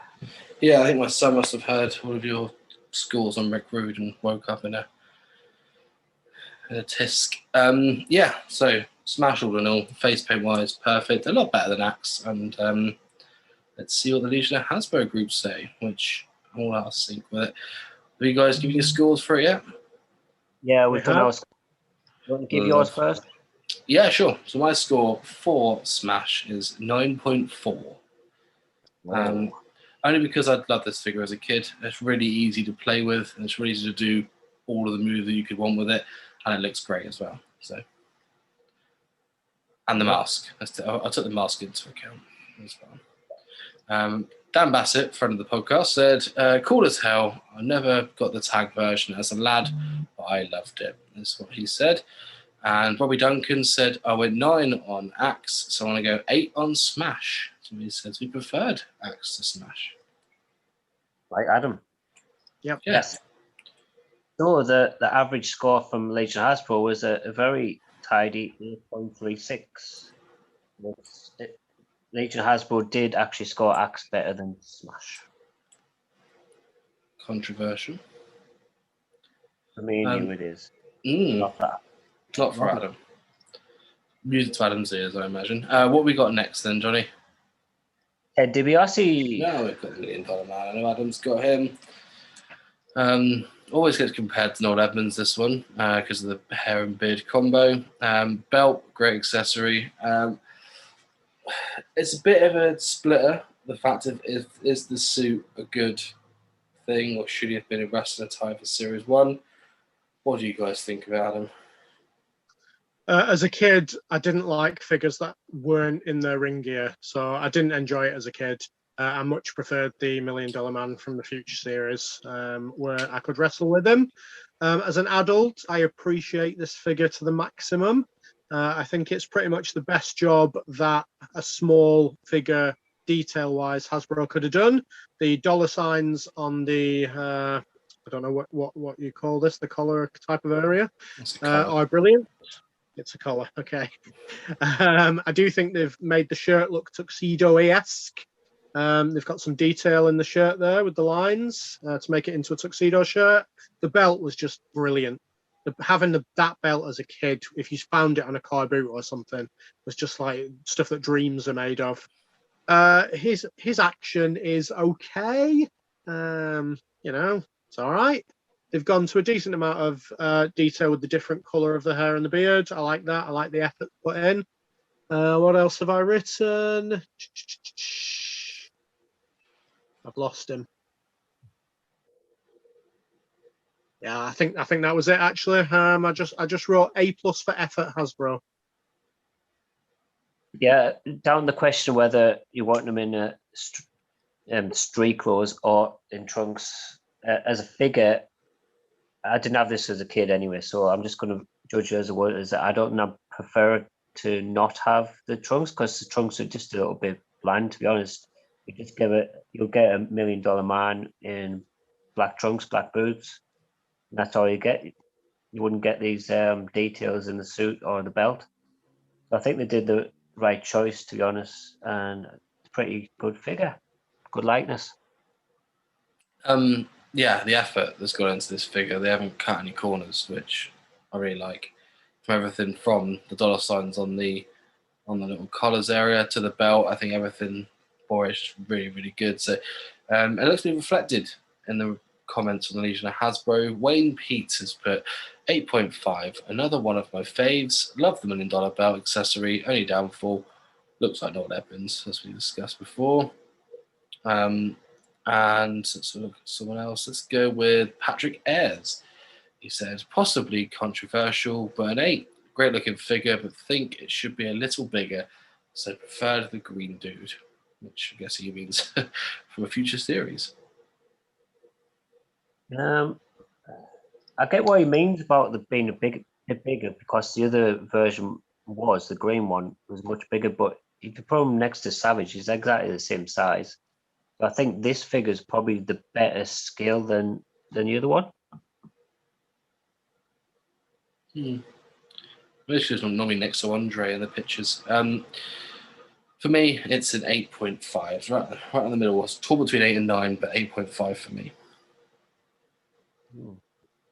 It very simply loses 1 mark for me for playability, so it's a 9. Oh, I mean, you guys have given some high scores. I haven't quite gone that high. I've gone 7.7. The only downside for me, I don't mind the suit as much now as an adult, but I think as a child I would have preferred it to not have come into that for an earlier one. I got one of its pants later on in life, but that was my only gripe with it. Was that?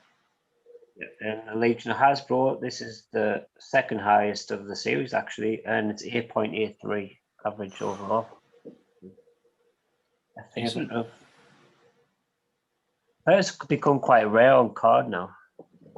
It has. I don't know why. You want to know why? No, I think a lot of those ones. I think it's just not an iconic figure, really, isn't it? A lot of Series 1s. Looking at the prices, even Rick Rude has shot up in value. Try and get them anywhere near gradable.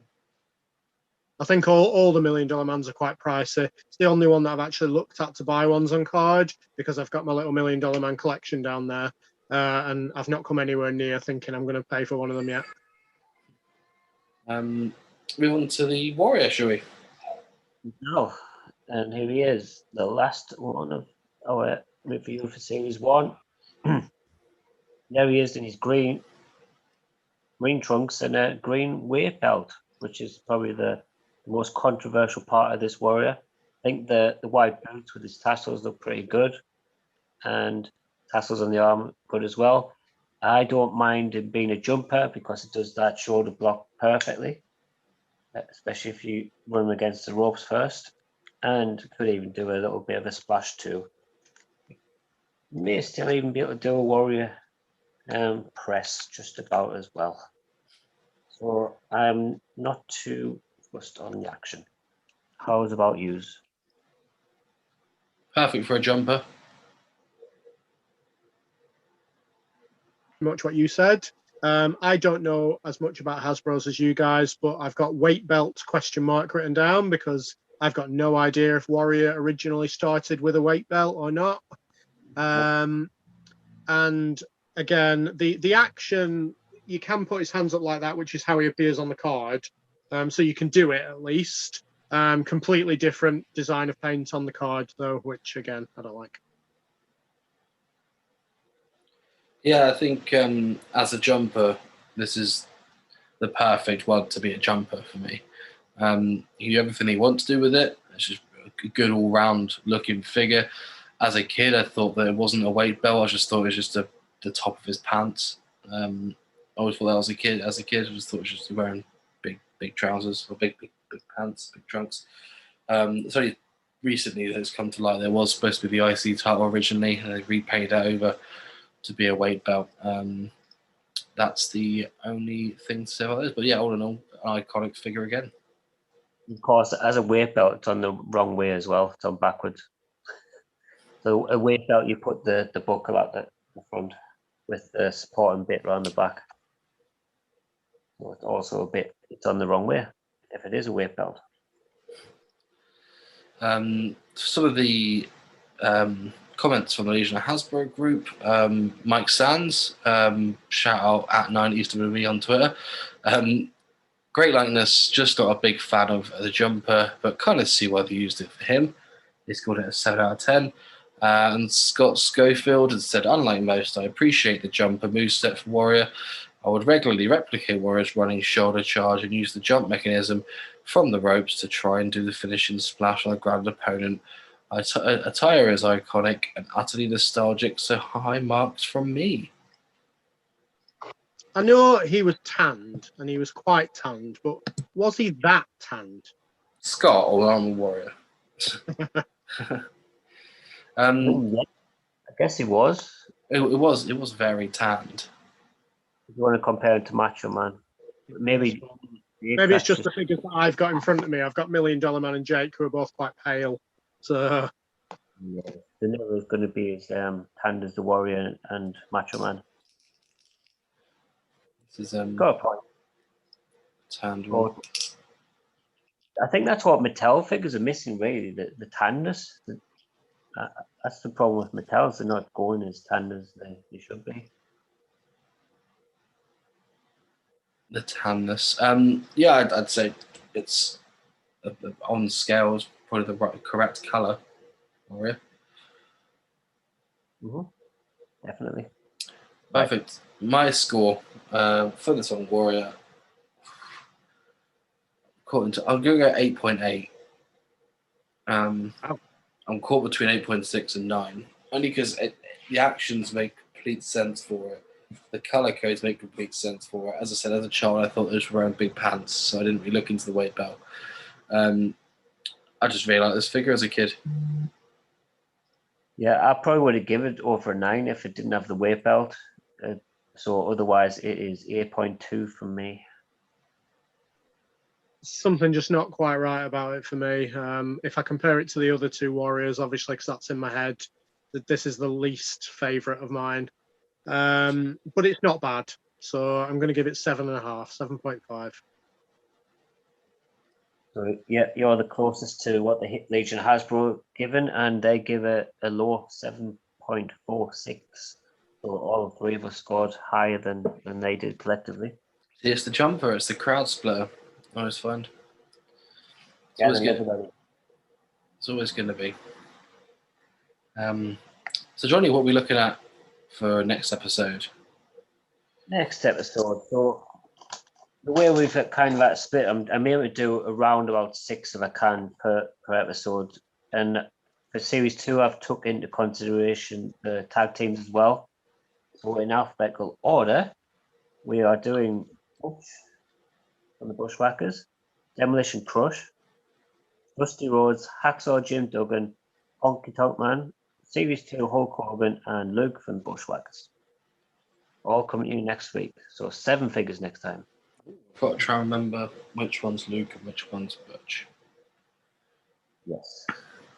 If my Facebook ban is up by then. Brilliant, boys. Well, that's it for the retro review. It's in the bag. Make sure you check out the Legion of Hasbro Facebook page just to get your scores in. And make sure that you subscribe and like this video if you're on YouTube or on Podbean or Apple Podcasts or wherever you get your podcast providers. We won't tell anyone. But Johnny, thanks for your time today and thanks for your effort for the retro review. Thank you, James. And which throws me off that was Adam. Thanks for your time. Arriba! I'm glad you didn't call me Mr. Willis. Right. See you boys later.